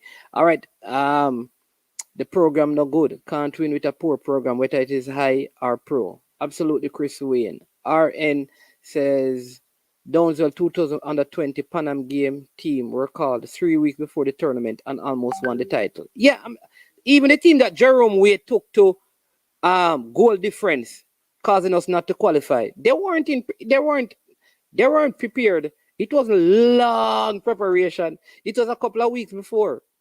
That even caused the coach before him to walk away. And he met up with the team overseas and went to the tournament. So while preparation is important, I don't think it is the only thing. Man is a dreamer, will always be disappointed. All right. I think each vlogger should adopt a JPL team and sponsor them. So why you think a vlogger should Richard Green? Why a sponsor should sponsor a JPL team? Why? I don't know. I mean, all right. Listen, people. Let me just say this. I don't know who making money off YouTube, but certainly not management. The people who watch my platform, you can see. What I have done is that before I was in vlogging, I run a football team. I do my part. I do my part for many, many years. I'm here thinking, what should I do with it right now? So I've done my part. I sponsor many, many things. I run leagues. I give back more than what I have to football. I don't need to sponsor no JPL team. No, because I have my own team that I run. So no need to. You understand me? I don't sponsor no JPL teams. I don't know, Sir Green. You have to explain that one to me. And please know, people, don't be fooled. And you can't. If Coach Minzy and Ryan and the rest of people are being real, they will tell you that people think like Jamaican vloggers. I think that I don't know. I think Coach Minzy probably have the highest amount of subscribers. Jamaican vloggers, unless you like Serpy and those other people, you don't have enough vloggers to make any money off YouTube. So the idea that people, and listen, most people don't give super chats, which is what helps. A lot of people. So you and views, if you're not racking up 100,000 views, you're not making any money, really. So yeah, that part not gonna work. JFM will sell out the country for a few below average footballers to get scout. So big up Sir Green, all right. They drew it makes it wait under 20 team. There you go. Conrad says enough is enough movement. Where is the leader and Teddy Lee, are you guys planning to protest up at JFF office 1 to 2 times a week? Yeah, where's the leader? I haven't seen or heard from the leader in a while. Like him on my break. Yeah, man. So, what is the job? I think Stefan, right? I need to find out what is the job of the technical director. Technical director.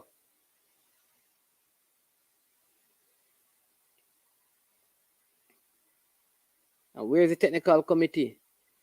The players in the rise to the occasion. Too much administrative issues. Yep. Bless up, Rajic Shop. Doing well, man. Doing well today. Yeah. On a lighter note, people, because we can't continue down this path. All right, we have a next call coming in, so let me take it. Yes, sir. Welcome to I Am Sure Sports. Yeah, man. How you doing? I'm doing fine. We're watching the show. From the other day, since we dropped out of the under 20 competition, a lot of things puzzle me. And it was even a major concern for me during our time in the tournament. I was looking on how all of the other teams in the under 20 championship, how well they passed the ball and how together they were, and also how prepared. I'm going to say most of the teams. Yes, I'm going to say most of the teams were prepared. And we're now in 2022, and we all know that 2026 World Cup is still far away, but it's around the corner because time is going very fast, right? Next year is the Under 20 World Cup. We are now out of the tournament, and teams like Damrep is now has progressed to the World Cup next year. And who tells if they beat Guatemala today and progress also to qualify for the Olympics? So it would be now 2 major competitions back to back that they will be qualifying for, knowing that was a team that wasn't in anyone mind frame before this tournament that they would reach this far. And we might think that 2026 World Cup would be the easier chance of us getting there, but no threat is being posed by the other teams that are coming, like the Haiti and the Surinams, which is working towards it. So maybe when it's the 2025-2026 World Cup campaign, those teams would be way ahead than us, because it would be don't you think it would be some of these same players that is taking part in the Under 20 tournament that would be representing their country by that time? Hey, listen, honestly, at this point, I'm not even thinking about players. I'm going to tell you why, Keith. We, I think, had a pool of talented players for our World Cup campaign, and it never enhanced our ability. So what's the point I'm making? I think even a team with ordinary players will beat Jamaica in any competition if we don't get our administration right. Yes. But yeah, I know it doesn't. It's not boiled down to quality players, because we can right now. We can even get the Ivan Tony and the Aarons, and we can get all of those quality players that we want. But if the administrative thing is not right from the top, where the JFF is concerned, we won't get a lot of things right, and nothing is actually putting in place. As I said, no stadiums and the development of the football for the younger ones coming up, for the continuity with what we are trying to build is still not putting in place. Up to now, we can't see anything. We're not hearing about anything, any changes. We're not seeing and we're not hearing. You understand? So we're lost as fans. And whenever the teams go to whichever tournament, and the hopes is high because we see that we have quality players that we have in a squad going out to represent. Our hopes is high, but really and truly, preparation is one, and the JFF is the other. You understand? And until that is fixed, I don't see us qualifying to any tournament. To be honest, really and truly, we have to be realistic, Mannings one. I agree with you. I agree with you wholeheartedly. To me, and is one where the job that you're doing, every other bloggers are doing right now. You guys are trying your best every single day because we are passionate about the football. We want to see the country's football grow and do better, and so we can compete not just against persons in the CONCACAF region only, which is Mexico and the Costa Rica and the USA. Because remember, if we qualify for the World Cup, we'll be playing against African nations team, the best of the best African nations and Europe and the Asians. You understand? So there's a lot for us to prepare for. But the JFF can't be just scraping and thinking about themselves. You understand? Because if they're thinking about themselves, then there's a lot more that they can actually make from the football than what they think they're making now. You understand me? If we build up stadiums, as you say, because when you're going to build up stadiums, you have to consider hosting one of these tournaments, whether it's under 17, under 20, or host a Cup of Nations League games or a Gold Cup. Every time matches, Gold Cup competition is coming around, it's always the United States, and you can't vex about that. They can't be sad about it because they put things in place, infrastructure, and they develop so that they can always be the number one choice of hosting these tournaments. So they go with already having the advantage playing and hosting a tournament. You see Honduras hosting the under 20 tournament, and look how far it brought them. Yep. To the semi-final, because they have the backbone and the home support. We're not considering to do any of those things. We don't own, the national team doesn't have a stadium for itself, for themselves, right? The national team, that's the reggae boys, or even the reggae girls, because Independence Park is not belong to them. Yeah, there you go. Yeah. So we all know Kingston is a city and Montego Bay is a city. And we don't hear anything from now. They're coming together with the Prime Minister or other persons, from FIFA, letting them know that they want to build their own stadium and find a piece of land and build a FIFA or a stadium up to standard, which is in the Premier League. We're not saying them to build a 100,000 capacity stadium, but they can build a 50,000 capacity stadium. It's not like we don't have the land for that. Brethren, all I will say to people, every time I see one of these field campaigns, I tell people, 1998 was a miracle. Because given what those players, I think somebody just said, Chris Wayne just said, given what those players had to go through, and because it's not like there were serious administrative issues, But René Simoes and the players overcame the odds to qualify. And that is so important because the coach was so important to that team. I mean, when I look back on the under 20 tournament, we had talent. We have a pool of talent, yes, but it was boiled down to management. It was boiled down to management, regardless of us not being prepared and playing a lot of practice game. Maybe if it was you on the sidelines coaching that team, you would have made some better decisions with choice selection and who to be there. You're gonna put the best players out there.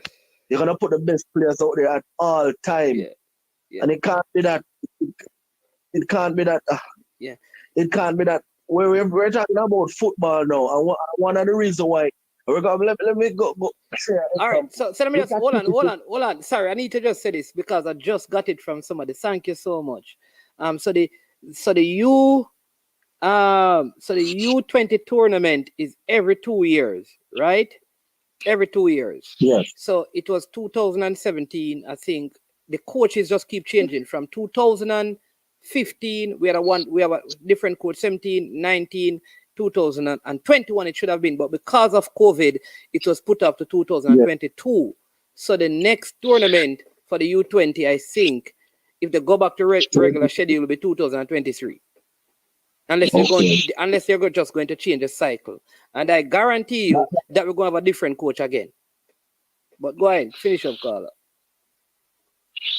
Yes, Bunny man. When, as I said, when you look at cricket, and even though this is football, but I'm trying to make a similar comparison. When you look at the India cricket team, when you look at the India 11 that they put out, even though India is a really talented pool, produce a really talented pool of cricketers, so India can actually make 16 that can compete at the international level. But at the end of the day, that their number one team, when they pick that number one team, you understand? It's the best 11 players out there that is in India at the end of the day. Yeah. It's the best 11. And it can't be that we have the best players here and the best players are not playing. It belongs to the best. That's why we need a overseas coach and not a local-based coach, because they're going to see it as it is and pick the team as it is. But in order to do that, if it was up to me from the JFF, I will go to Denmark or Belgium or Germany and get a coach to come and coach the under.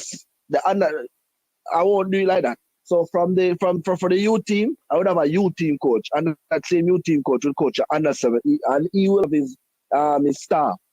They will coach under 17 to the under 20 team, and then you would have a same German coach to coach the national team. So the same information will be passing up. So whichever style of play we have, they will end up knowing the style of play. The system won't be different to them when they try to make that transition from the youth level to the senior level. If you understand what I'm trying to say, right? Yeah, man, totally. But I mean, just to clarify, I don't think like somebody said it earlier, which is true. A lot of national teams don't own. They don't have their own stadium, but there's a designated stadium built by government for the national team games, which is our national stadium, but it's just not solely for football. So what I think is that maybe we need to look at that option of I would say, listen, I think we should let the stadium still be for track and field and for football. Upgrade it, but we must also create a stadium that is more intimate. That centers around the football.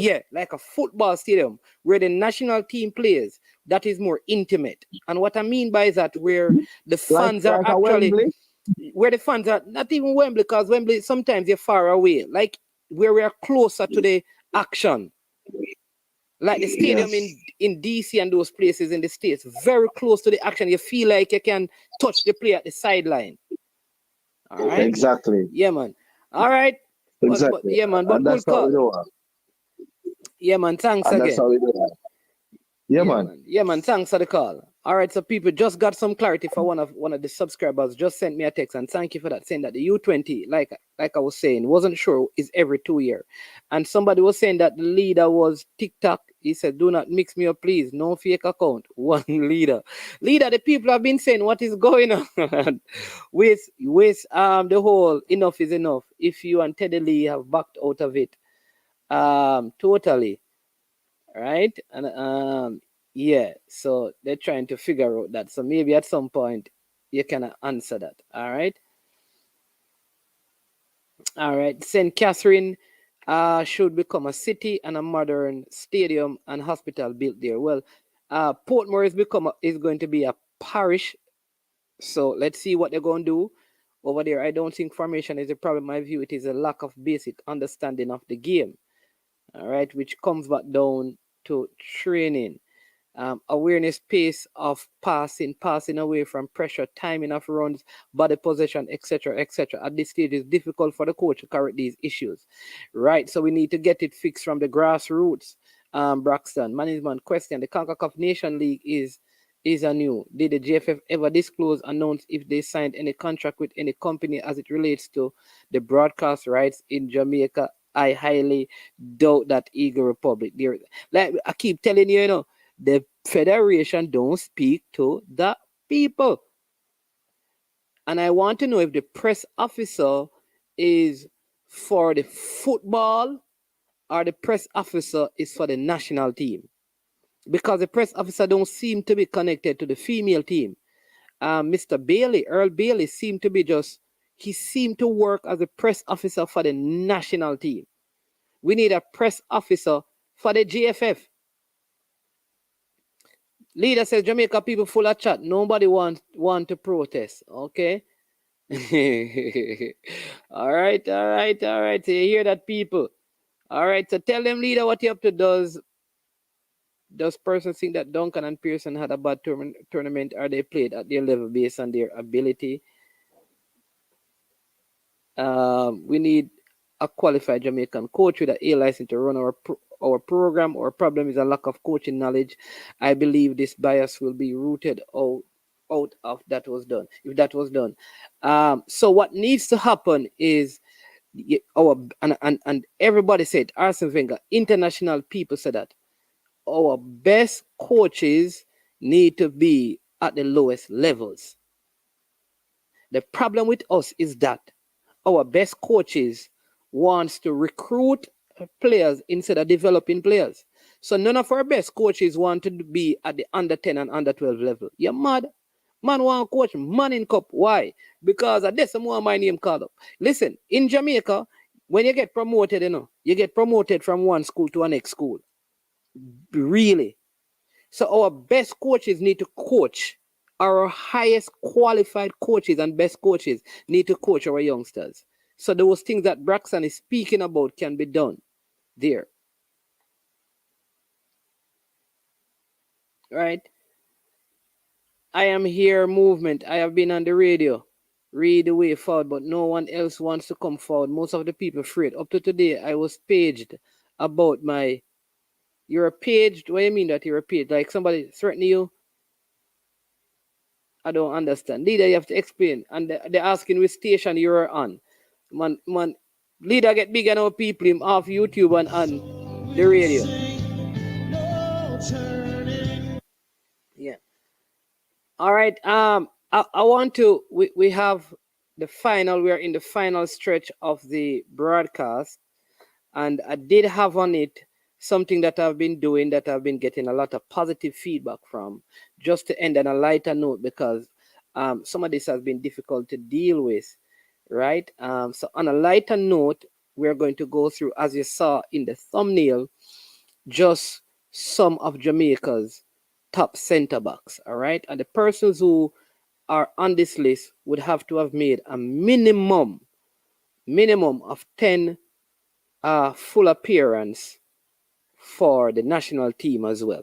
I think people are saying that it's kind of hard when you're doing some of these things if you don't have a minimum standard. I think 10 games is enough to qualify you as part of this list. All right. So, who are some of the names that come to mind when you think about center backs in Jamaica? We can bring up many names, but we want to cut it down to 10. All right. I know the older folks are going to say, man, what about the 60s, 70s, and 80s players? You just need to give me some names and ensure that some of those persons, like I said, have played more than 10 games for the national team. All right?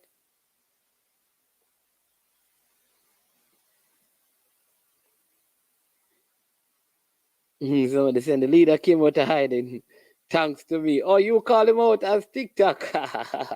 You did, Ludwig. All right. Mannings. You live at Jamaica. You don't know what to page someone. I wonder, like somebody. No, I mean, I don't know.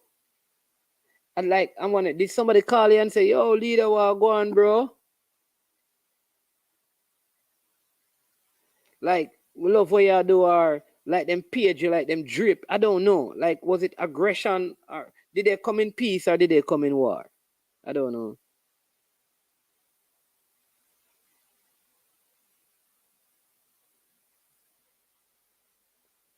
Okay. Man, our development program hasn't taken off yet. Some of the coaching in Jamaica is nowhere near par to even mention. Eagle Republic says, I know that the negotiation with Paul and the JDF has broken down. Does that mean the negotiations have ended? I think reports are coming out that he's not going to be the coach unless something seriously change. I don't know.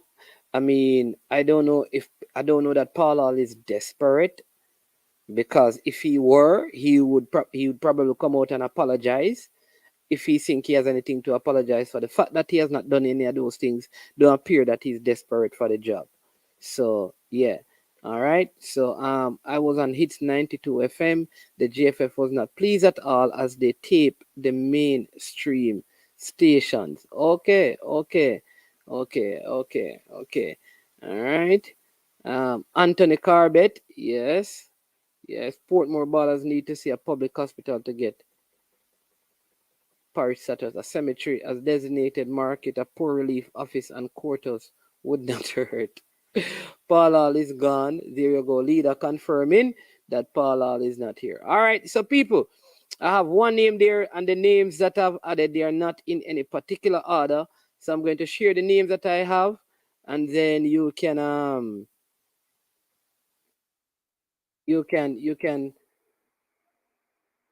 tell me who can come off and who can stay when I'm done. All right.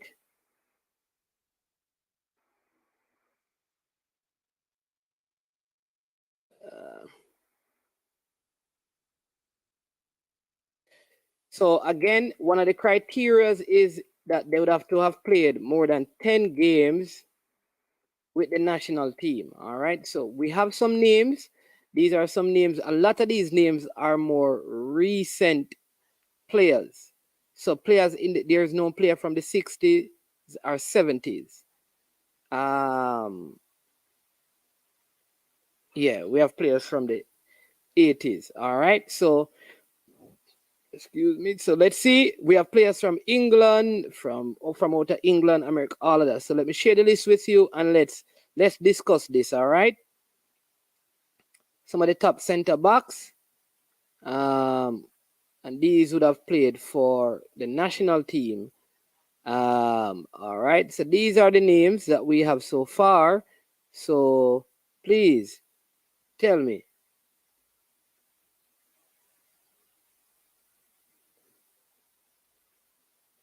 So yes, we have Pepe, and we have Durant Brown, and we have Anthony Carbett on it as well. Any name that should be added, or any name should be taken off. So this list has Durant Brown, it has Wes Morgan, it has Shavar Thomas, it also have Nyron Nosworthy, Pepe Goodison, Linval Dixon, it has Damian Lowe, Onandi Lowe, Dougie Bell, Anthony Carbett. It has Adrian Mariappa, Tyrone Marshall, Jermaine Taylor, Boris Johnson, Donald Stewart, Claude Davis, Damian Stewart. Is there any name that is not there? All right. Remember, the person would have to have played a minimum of 10 games for the national team. So I see Eagle Republic saying that he has Gerald Scott. How many games did he play for the national team? Christopher Dawes is not a center back. Christopher Dawes was a holding midfielder.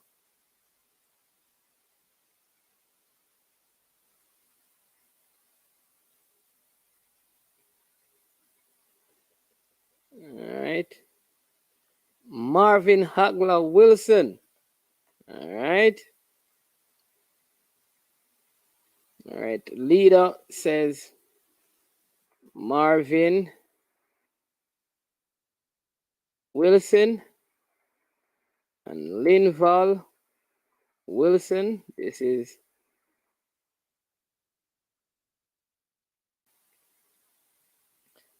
Donovan Panton, yes, the former Boys Town man. So, all right, so let's add that name. When we get to 25, we can start removing and adding. So once we get to 25, and they also have Desmond Gaddafi Smith. He was also part of that campaign.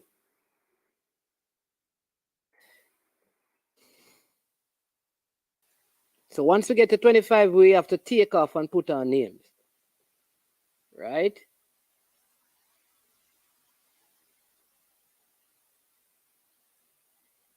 Add BIM. Braxton, you have to give me the correct name, man. Donald Stewart is there. Foley Stewart is there. Who is BIM? Add BIM. I'm not picking up that name, Braxton. So give me the correct name, BIM.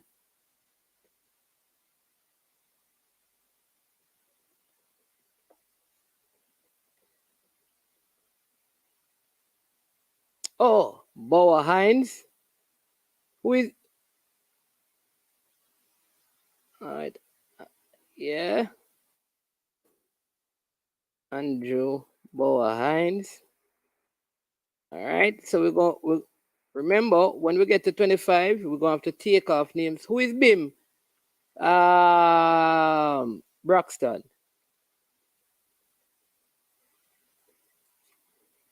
So we're going to end on a lighter note. Who is BIM? What's the correct name?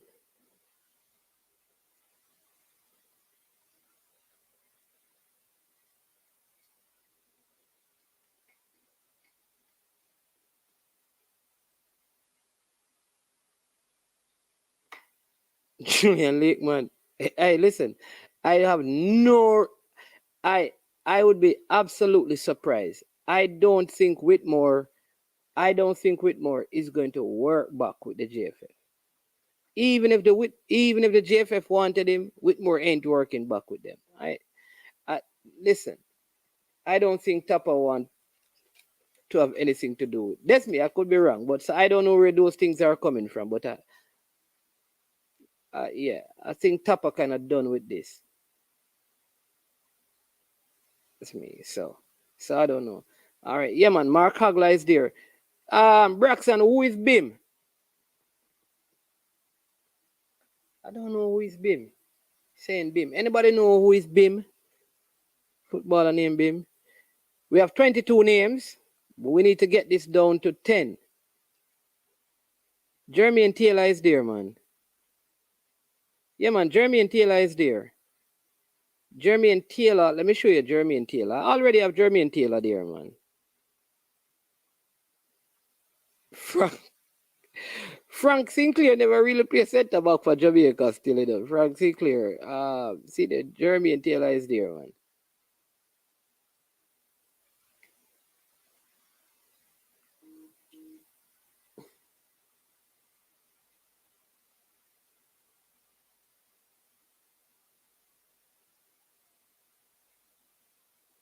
Okay, so all right. So they're saying that Dougie Bell didn't play for the national team, so that's one casualty. There was a good footballer, so they said he never played for the national team. So there you go. So he's gone. He's gone from the list right there.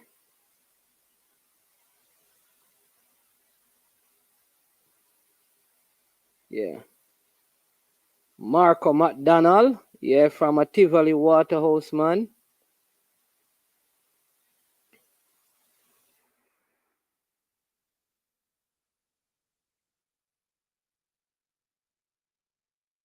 All right. Remember, we're going to cut it down to 10, you know. We're just trying to get all the names.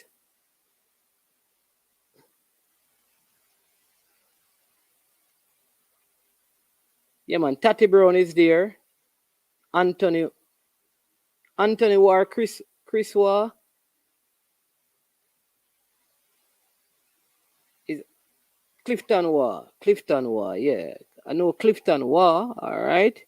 Dre, you know, you full up the list of be half of you player, you know, Dre. But I try that, you know, Dre. Dre, anyway, I'm gonna try full up the list of your Waterhouse player, Harborview player, that Dre. So, yeah,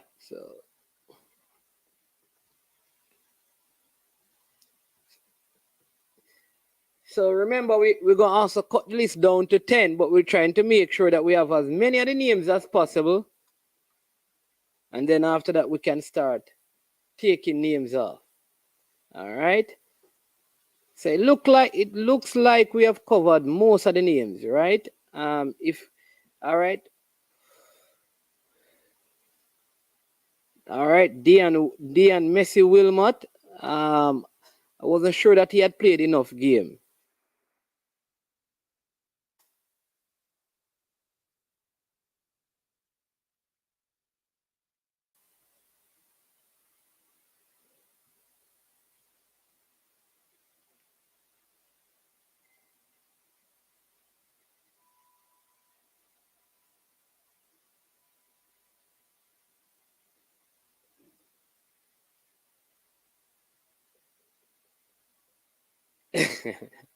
Let's see. Yeah, aka Messi. All right, one more name and we start take off the list. Yeah, you long. We forgot about Tia Robinson for real. Dekai Williams. Really? Dekai Williams plays so many games. Leon Fairweather. All right. Yeah, man. Farmer Dintil, man. Leon Fairweather. All right.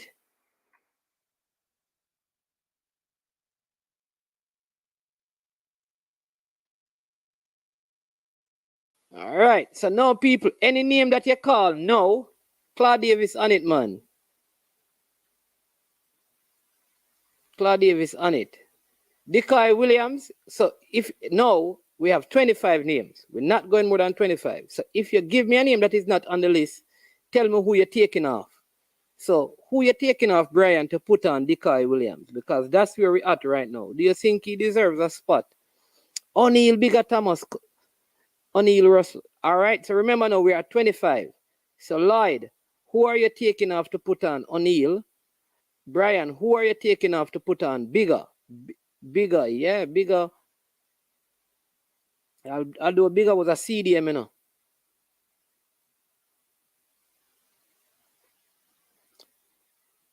So tell me who you're taking off to add who.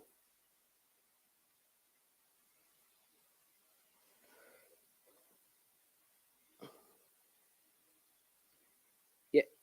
Don't right now the list is at 25. We're not adding any more names. So you have to take off somebody. If you don't think the person who you have can make the list, over any player on it, then don't give me them name. So you have to tell me you can take off this player and put in this player because he is more deserving. Only Simi never play center back for Jamaica, man. Never play 10 games at center back for Jamaica senior team. Trey. Okay. So Fairweather, they didn't play 10 games. Okay. All right. So Fairweather, there you go. Oh, so all right. So Fairweather didn't play 10 games. Wilmot didn't play 10 games. All right. So they're off the list. They said Boris was a midfielder. I see somebody saying that Boris was a midfielder. All right. So Boris was a midfielder. Where is Boris Johnson? Not the UK president or prime minister. All right. So we are 22.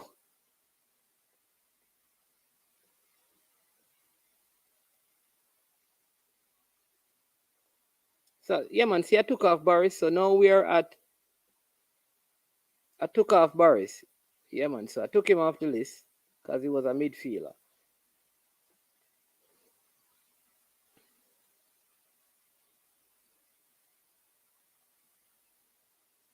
Man, so if you add Dekai Williams. Dekai Williams play more than 10 games for Jamaica. At centre back, I doubt that still, you know. Dekai Williams don't play 10 games for Jamaica, you know. Decoy Williams, O'Neal.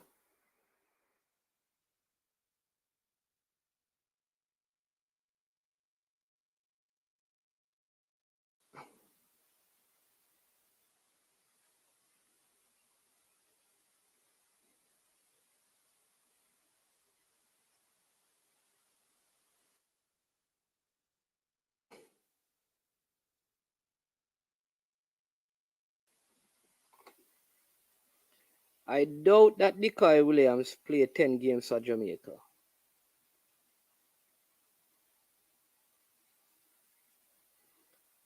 I doubt it. Or even I doubt bigger play some of the games for Jamaica, you know.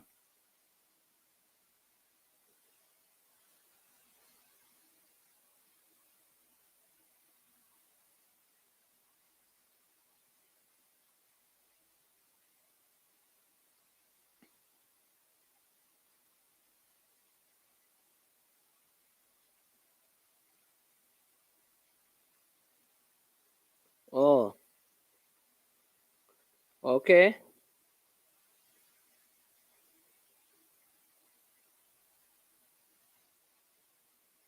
Decoy Williams, season clubs, all competition. Jamaica Premier League, MLS Jamaica. 17. All right, big up. There you go. Christopher Dawes was not a centre back when he played for Jamaica. Christopher Dawes was a central, a CDM.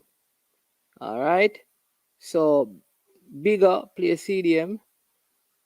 Christopher Dawes was a CDM man. All right. So they said take off. O'Neal Bigger Thomas, he was more of a midfielder. All right.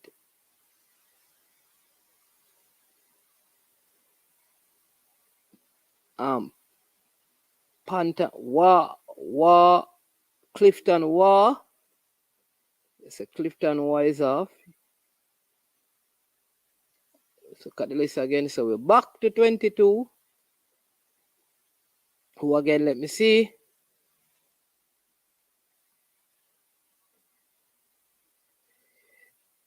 Christopher Dawes was a central midfielder. Even in the campaign, when Carg central midfielder, sometimes he go and play back when a substitution. Christopher Dawes is a CDM, Christopher Dawes is not a centre back.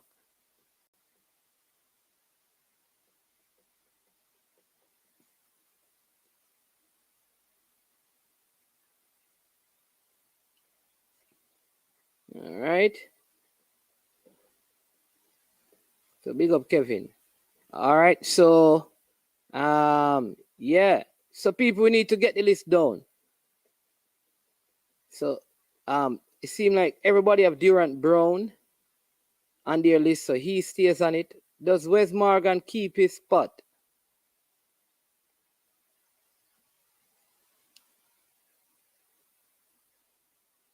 What? No, you mean that Badders was not a centre back, Joe Downer? No, man.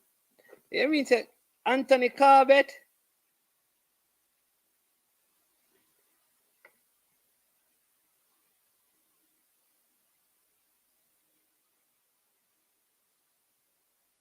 All right, so. All right, does Shavar stay on the list? Frank Sinclair. I think we voted at Frank Sinclair already. And they say Frank Sinclair is off the list.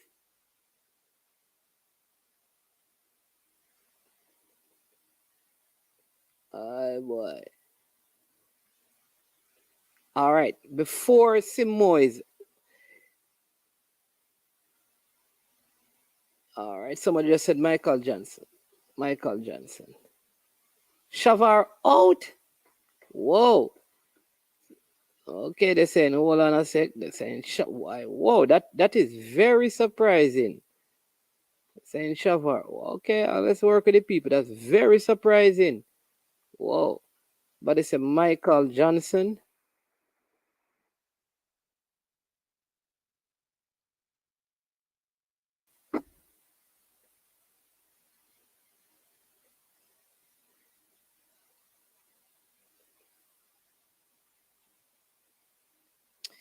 Kevin Williams, you see, Christopher does a CDM. I mean, we're going to talk to him still. He's a CDM. Like Peter Cargill played centre back for Jamaica.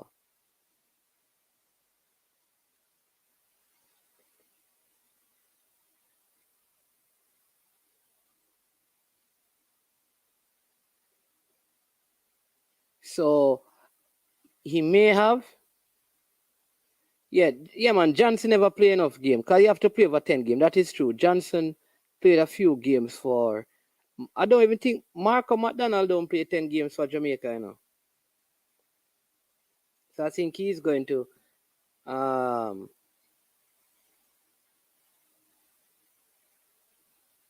Marco McDonald. Let's see.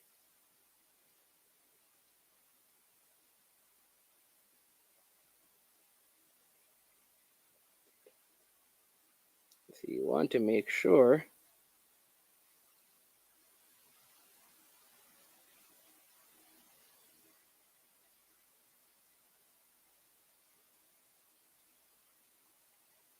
Okay. Marco McDonald, he has over 30 games. Okay. Wonder how many days he's starting. Okay.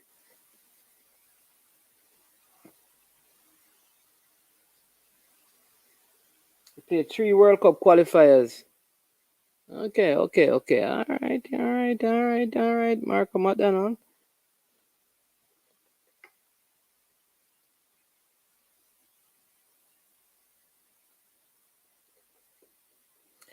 Who else going out? How many games did Johnson play? Maybe 3. Decoy, Hines out. Yeah.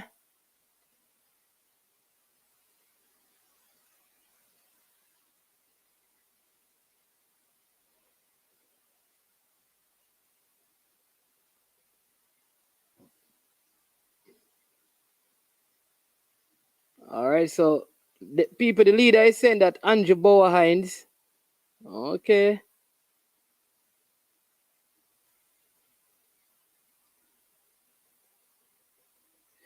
No, we're not talking about club Joe Downer. We are saying for the national team. You have to, because remember, you have to play, even if you don't play there for your club. When he played for Jamaica, what position did what position did he play when he what position did? All right, let me just call. I can call somebody and find out. When he played for Jamaica, Joe Downer, what position did he play? That's what I want. Let's see if we can tell us that.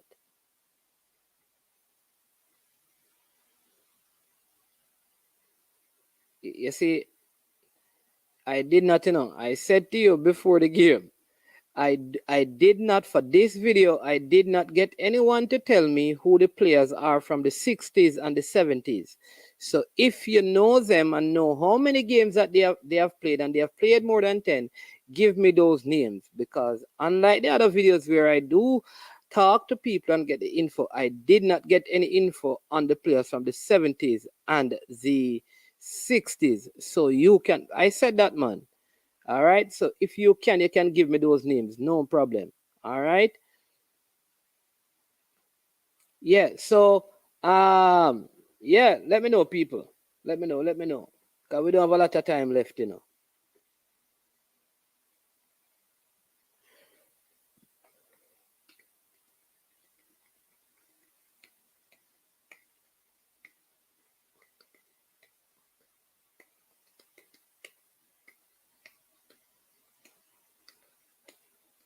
Durant Brown, where's Morgan?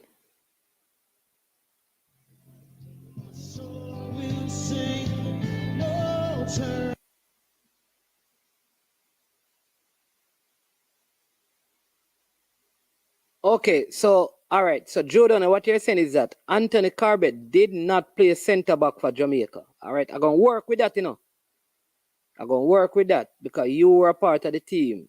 You're saying that Anthony Corbett, because that's what we're asking. Did he play center back? You're saying that he didn't play center back for Jamaica. All right, not a problem. I'm gonna work with that because we're not talking about club. All right, so Anthony Corbett did not play center back for Jamaica. All right, according to Joe Donner, because they would have played together on the same team. We're trying to get down to 10, so we have 10 names to get off this list. So I need you to give me, I need some 5 so I can know who stays on.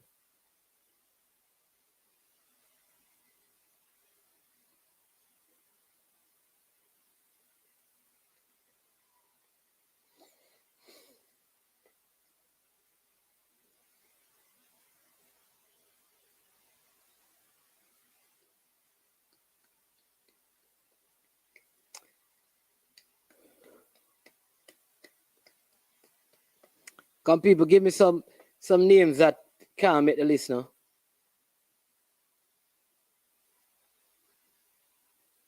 Michael Johnson had more than 10 games for Jamaica. All right. So who do you take off and put him on, Lee Young? Seeing that I took off his name based on what Cyanal had said. Who do you take off and put him on? Come on, people. We have around 10 minutes to wrap up. We're probably going to finish this. So let me know.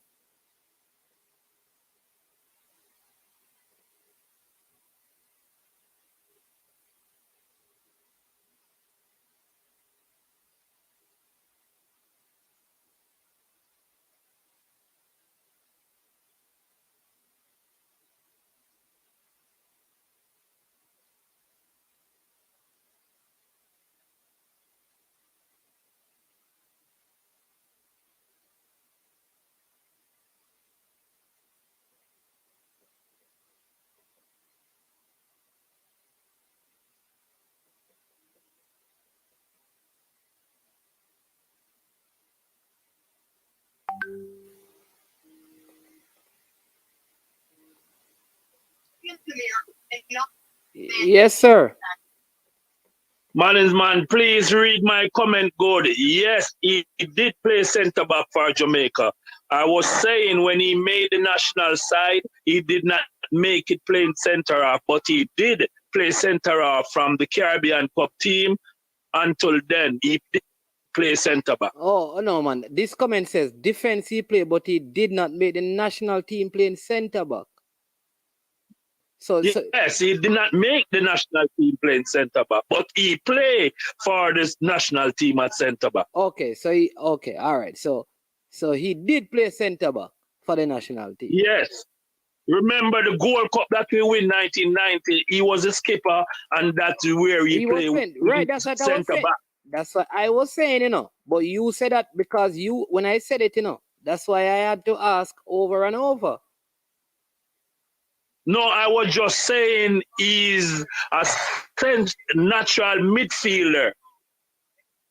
But they just put him around there because he's a good all-rounder and he could read the game. Okay. So he is a centre back that could play multiple positions. He plays for the national side at centre back. Okay, all right, cool. All right, so he's back up there because I always rated him as one of Jamaica's best centre backs. So I don't know. But you have to rate him because that's where he gets his game, because he did not get any game playing midfield. It's not a matter I didn't get any game playing midfield. I don't think that is the way though. Like he didn't get any game playing midfield, but he was such a good centre back that he played centre back. I think he could have played in the national team in midfield as well. Yeah, but I'm saying at the time when he was playing in the Caribbean Cup, he get called to the national side a couple of years before, and he could not make the midfield. He did not get in a game. Okay. That's all I'm saying. All right. Get it. It's not the first time that he get called to the national side, Okay. But he never get any game, but he was on the squad. Anybody else from the list you think like, they're not in your top 10? Not in the top 10. Because that is the thing. I'm trying to get it to 10. Is Durant Brown in your top 10? Yeah, man, Durant Brown are in the top 10. Is Corbett in your top 10? No. Corbett not in your top 10? Comment in my top 10. No. We don't know that I go work, you know. Comment in You my have him in your top 10? yeah. Anthony comment after me. We can't have a captain where captain the team from centre back and win all the Caribbean Cup, go the Gold Cup, and him not make me top 10. He must be in my top 10. Well, all right. All right, and deserve by that then, man. Yeah.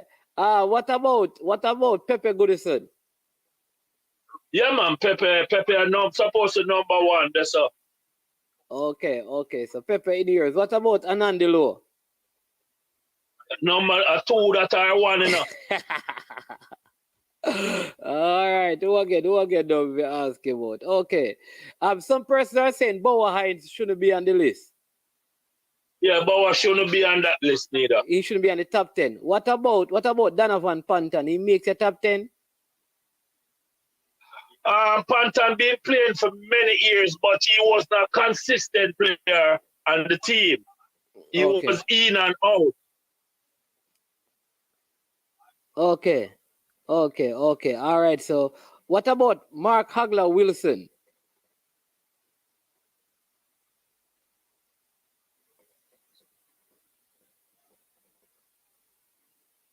Hello?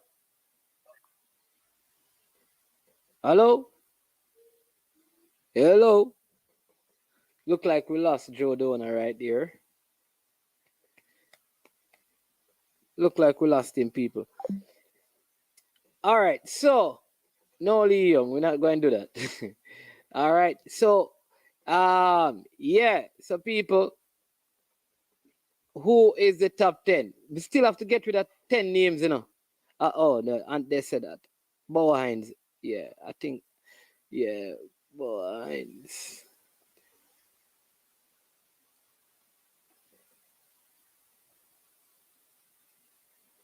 Come, people. You now work with me now. We need to close the stream. We need the 10 to close the stream, people. Once I take out maps. All right, so take out maps and move up back. Take out maps. All right, once I take out maps.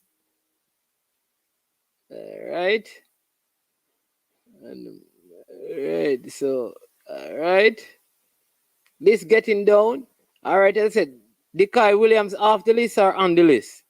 Can Dikai Williams can make this list though? Top 10?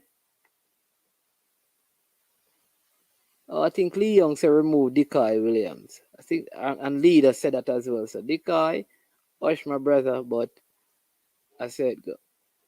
All right. So you have Linval, Paula Wilson, Mark Hagler Wilson, Desmond Simmet, Marco McDonald. You have Damian Stewart, Claude Davis, Donald Stewart, Jermaine Taylor, Tyrone Marshall, Onandi DLowe, Anthony Corbett, Damian Lowe, Linval Dixon, Pepe Goodison, Naira Nosworthy, Wes Morgan, Durant Brown. All right. We need to get rid of 7. Who are the 7? Take out Marco. All right. Somebody said take out Marco McDonald. Now we're down to 16. Still have 6 more names to go.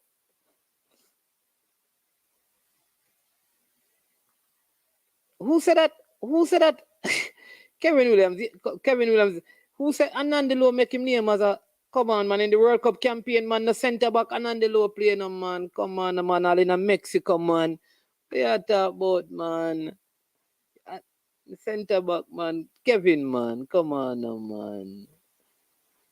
Oh, no, man. Come on, Kevin, man. Centre back, man.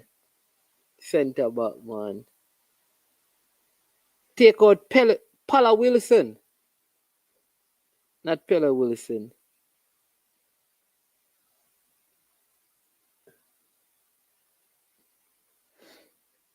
All right. Let me say the Reno man is gone. Desmond Gaddafi Simmet still on the list.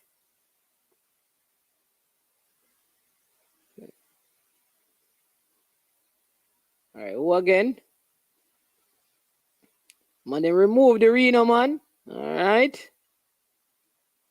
Let's take out Naira Nosworthy.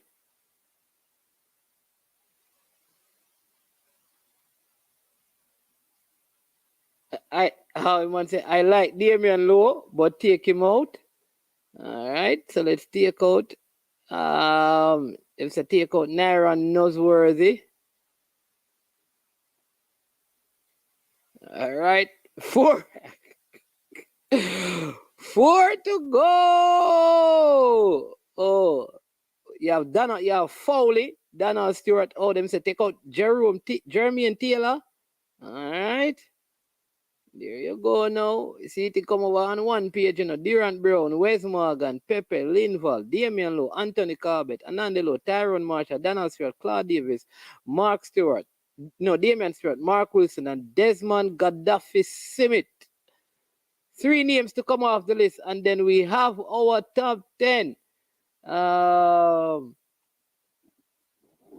Move Damian Lowe. Yo, we can. Damian Lowe. Damian Lowe have a baller still in the brother. Damian Lowe have a baller still. What if I move Damian Lowe to the top 10? I got ball, brother. Damian Lowe, my defender still in it. Damian Lowe, my defender still in it. This have to move the man off of the list. I want to lie the corner, man. Lie the way I do that for man. I'm a baller. I tell you. Lie there, go make the.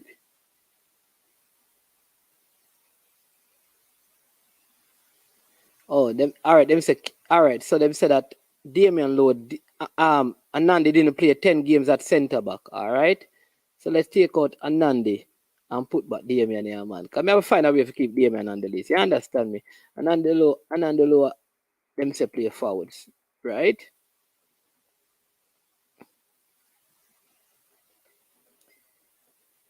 Them say Stupid out. Whoa. Stupid is out. Oh my God. He just missed out. Oh my. Now we are down to one name. Who will survive as we name the top 10 center backs? Taylor better than Damian. All right, there you go. So there is an argument there. So Taylor, some people are saying that put back in. All right, put back in Taylor. But I still need to remove one name, and we're still gonna have the Lowe. That's the Damian Lowe. Lowe out. All right. So Lowe out, but they are saying that Jeremy and Taylor should be in it. So they are saying that Damian Lowe fails to make the list. Oh Lord. So that is the top 10. All right. Any that's it.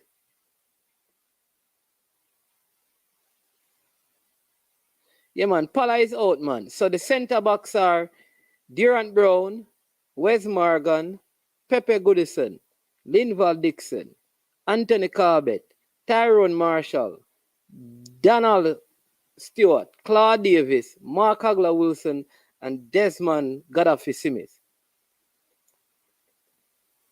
All right. Everybody okay with that? 10 games or more at center back for Jamaica.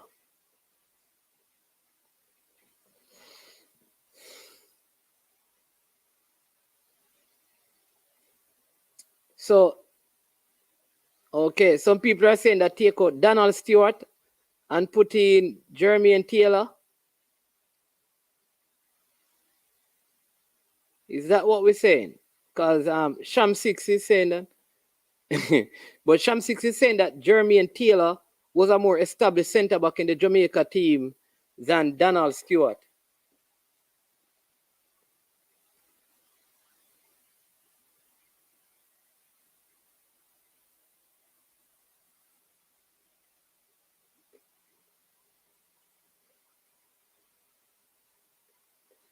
Yeah, Chris Wayne, but he never play enough games. So, people, all right, let me just at least 2 persons have said that Jeremy and Taylor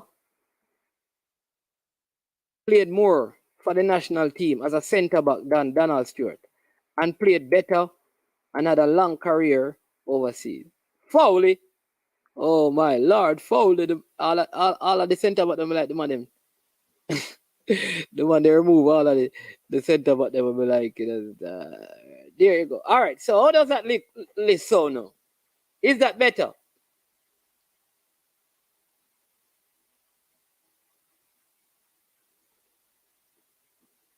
Top 10 center backs. These are the ones who have played more than 10 games for Jamaica at center back.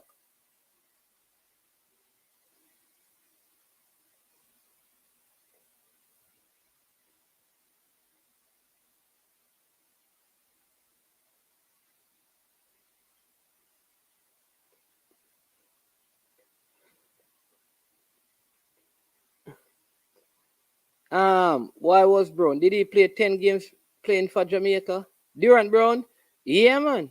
Me alone can name 10 games when me watch Durant Brown a sweep Jamaica side. 10 games.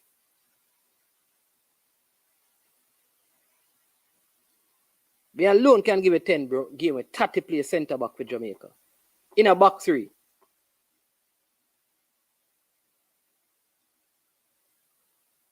In fact, for the whole World Cup campaign, we can get that. We can get leading up to that too. And after that, you mean, man? Tatty Brown, man.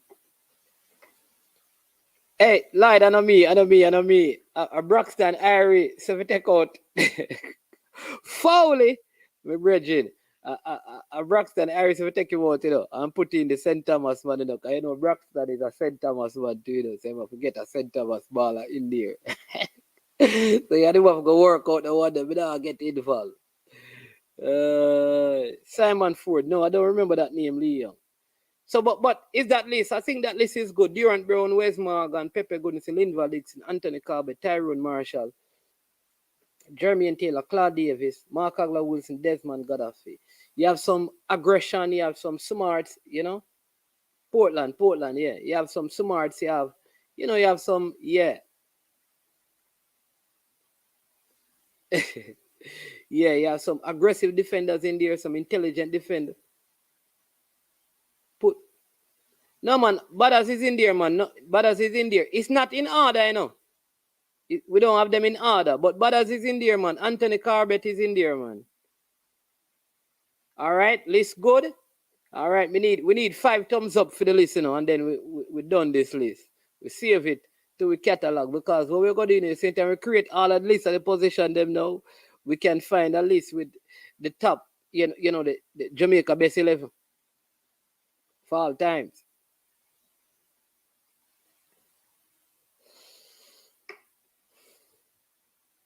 So you have Durant Tatty Brown, Wes Morgan, Captain Leicester and Jamaica, Ian Pepe Goodison, Linval Ruddy Dixon,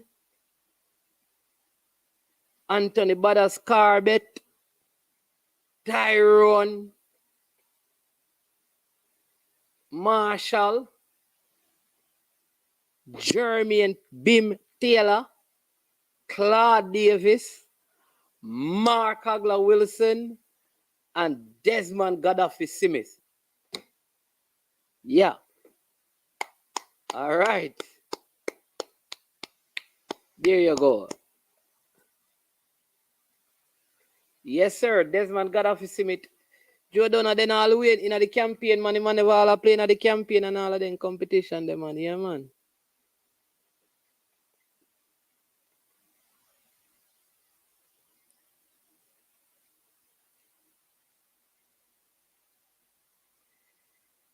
So, list look good.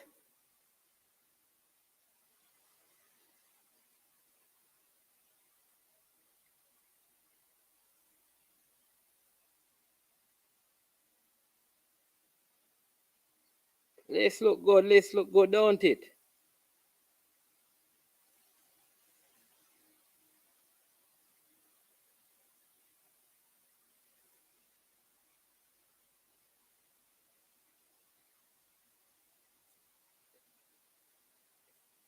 Yeah, man, Joe Donna, man. So, Joe, Gaddafi played 5 games in the 1991 Gold Cup for Jamaica. He played 6 games played in the World Cup campaign for Jamaica every minute, and he also played a friendly. You understand me?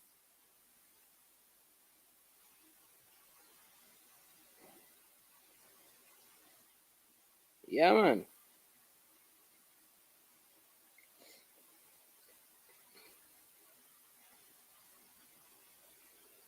Respect leader. Yeah, man. Wes Morgan, we are talking about, man. Wes Morgan, a captain Leicester, man, and carry go the Gold Cup, man. Wes Morgan, hey, listen, the coach make the Wes Morgan team there with all Joe McAnuff no go World Cup for Jamaica and them man there, you know. The team that go World Cup, you know. But say the Gold Cup team there, you know. But Wes Morgan, you know, we if you win the Gold Cup, they may tell you, you know, man. What you mean, man? Wes Morgan a bad defender, man. I think between Wes Morgan and Naira Nasworthy, who even that campaign where Naira Nasworthy got injured, if Naira, hey, people may still believe that if Naira Nasworthy never got injured, we would have made it. That's what me believe. And you see that Wes Morgan team, if we never had the heap of GFF issues and player strike and get dash out a team and them thing there, you see the team there would have make the World Cup. May I tell you? Yeah, man.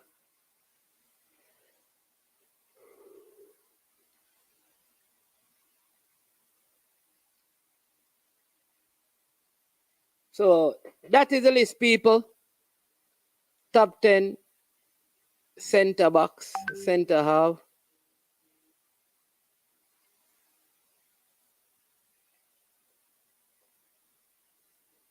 You know, yeah, I had Naira Nasworthy, but I think because of the amount of games that he played, leader. I think the amount of games that he played.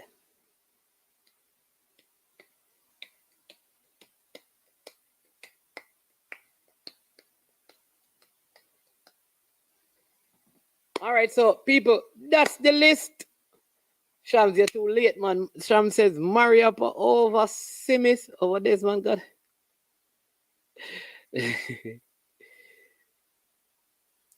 Yes, a Nasworthy should be their leader. Say Nasworthy. Who Nasworthy for replace leader? Oh.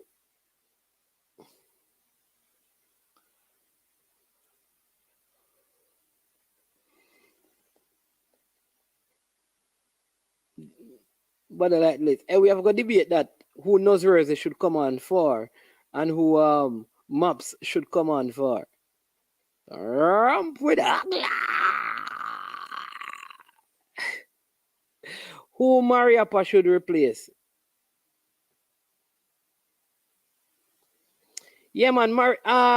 Joe Donna, yeah, man. He play 10 games, man. He play way more than 10 games, man. I tell you that he have captain this side, man. He play a World Cup qualifier, he play a Gold Cup, a lot of games in play, man. Let me tell you the total amount of games that he played for Jamaica, Joe Donna. All right. That's Wes Morgan. Easy to find it, you know. Everything is right here on. He played 30 games for Jamaica. Yeah. All right. So Wes Morgan played 30 games for Jamaica. 10 World Cup qualifiers, 6 Gold Cup games, and he played 6 games in the Copa America. Remember the Copa America team that we had? Wes Morgan go there over Adrian when he play against Uruguay and them team, the man. They look like he can't follow up the football, you know.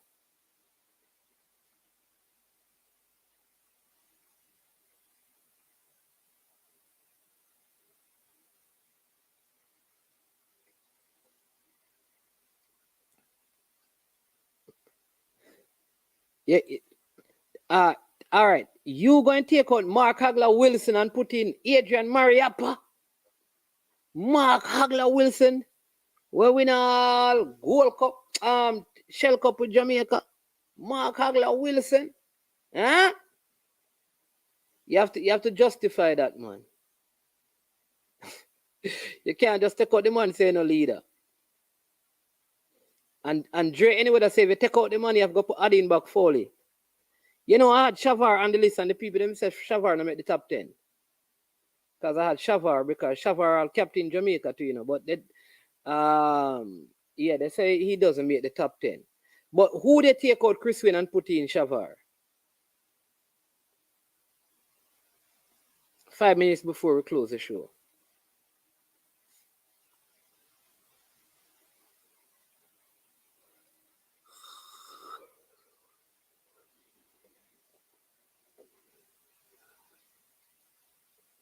Yeah.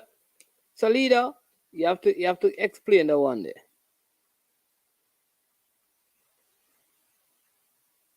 I think the person you know God, Jada easy. What's the one? Don't make it pass first cut. Yeah, Shavar was there, but you know, he was there and he was there not. Big up Shavar. I don't know. You understand me? Yo, still you know, a lot of baller come here and say, really and truly, you know. Oh, you ever pick a thing like this and do them like Damian Lowe in there? It's tough, you know, it's a tough listener. Like Adrian Mariappa, you know, good baller, but I don't see who you're gonna take out. You have to give them honorary mention. I think that is it. And leave it at that. Yeah, man. All right, people. So I think that is it. We're going to save this list with the rest of the others that we have. I want to thank you for spending 3 hours of your afternoon with I Am Sure Sports. Started out on a sad note, given the state of the football, especially the feel of this U20 team. But nonetheless, we press on. Life goes on. You understand me? We all feel like you can't take it anymore, but we still believe. Madema, yeah. Oh, you want to see the top wingers? All right, let me see if we can find back the top wingers list. Where is that list?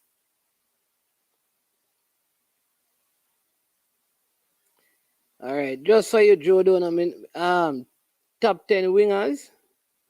All right, so let's go show you that because I close the show, closing, so I'm just put it. Big up Damian Hyatt in the building. All right, so let me just show people Joe down on the top wingers list that we had come up with. Yeah, and then that's it. We're going to close the show with that list up there. So let's see if we can. There you go.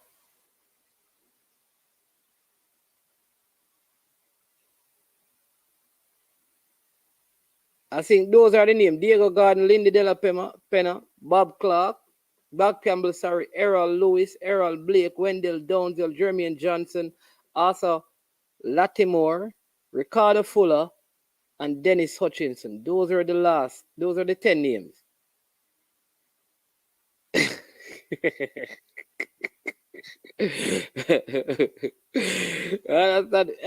The people them, hey Dre, the people them savage, you know. When they cut them, not care, you know.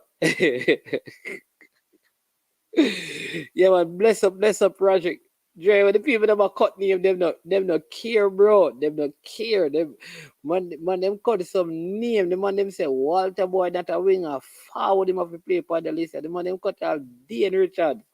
Yeah, man, the one them cut some name, man. Me I tell you, man. Hey. Man, then they don't want to cut all Ricardo Fuller, brother. Me have to fight. Keep the man on the list, man. I tell you, man. Because the man must say all black boy, you know, the pan it, you know. Rajic Reed. Some name will get cut, brother. Me I tell you. It wasn't easy. But that is the list that we had, you know. You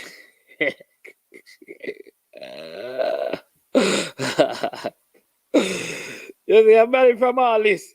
Until we get an interview. True. Yeah. So Joe, that is it. All right. So people, again, bless up. Thanks for your time. Thanks for spending the time with us. I am management. This has been I Am Sure Sports. We are over and we are OUT out. Now. Yo, watch about dog, SK New Erdis, the body out there, Sniper King I represent for I Am Sure Sports. You get to me, I say, when you want the latest news and sports and updates and all of that, check out I Am Sure Sports. You know the thing goes in. Remember, cover the whole island. Remember Kingston, Westmoreland, Galchester, Ocho-Race, Galtigo Bay, everywhere. I Am Sure Sports, check it out for the latest news and latest updates. Sniper King I represent. Where them feel like, yeah, someone on for the food from young, from we there, you need height. I Am Sure Sports. Yeah, dog.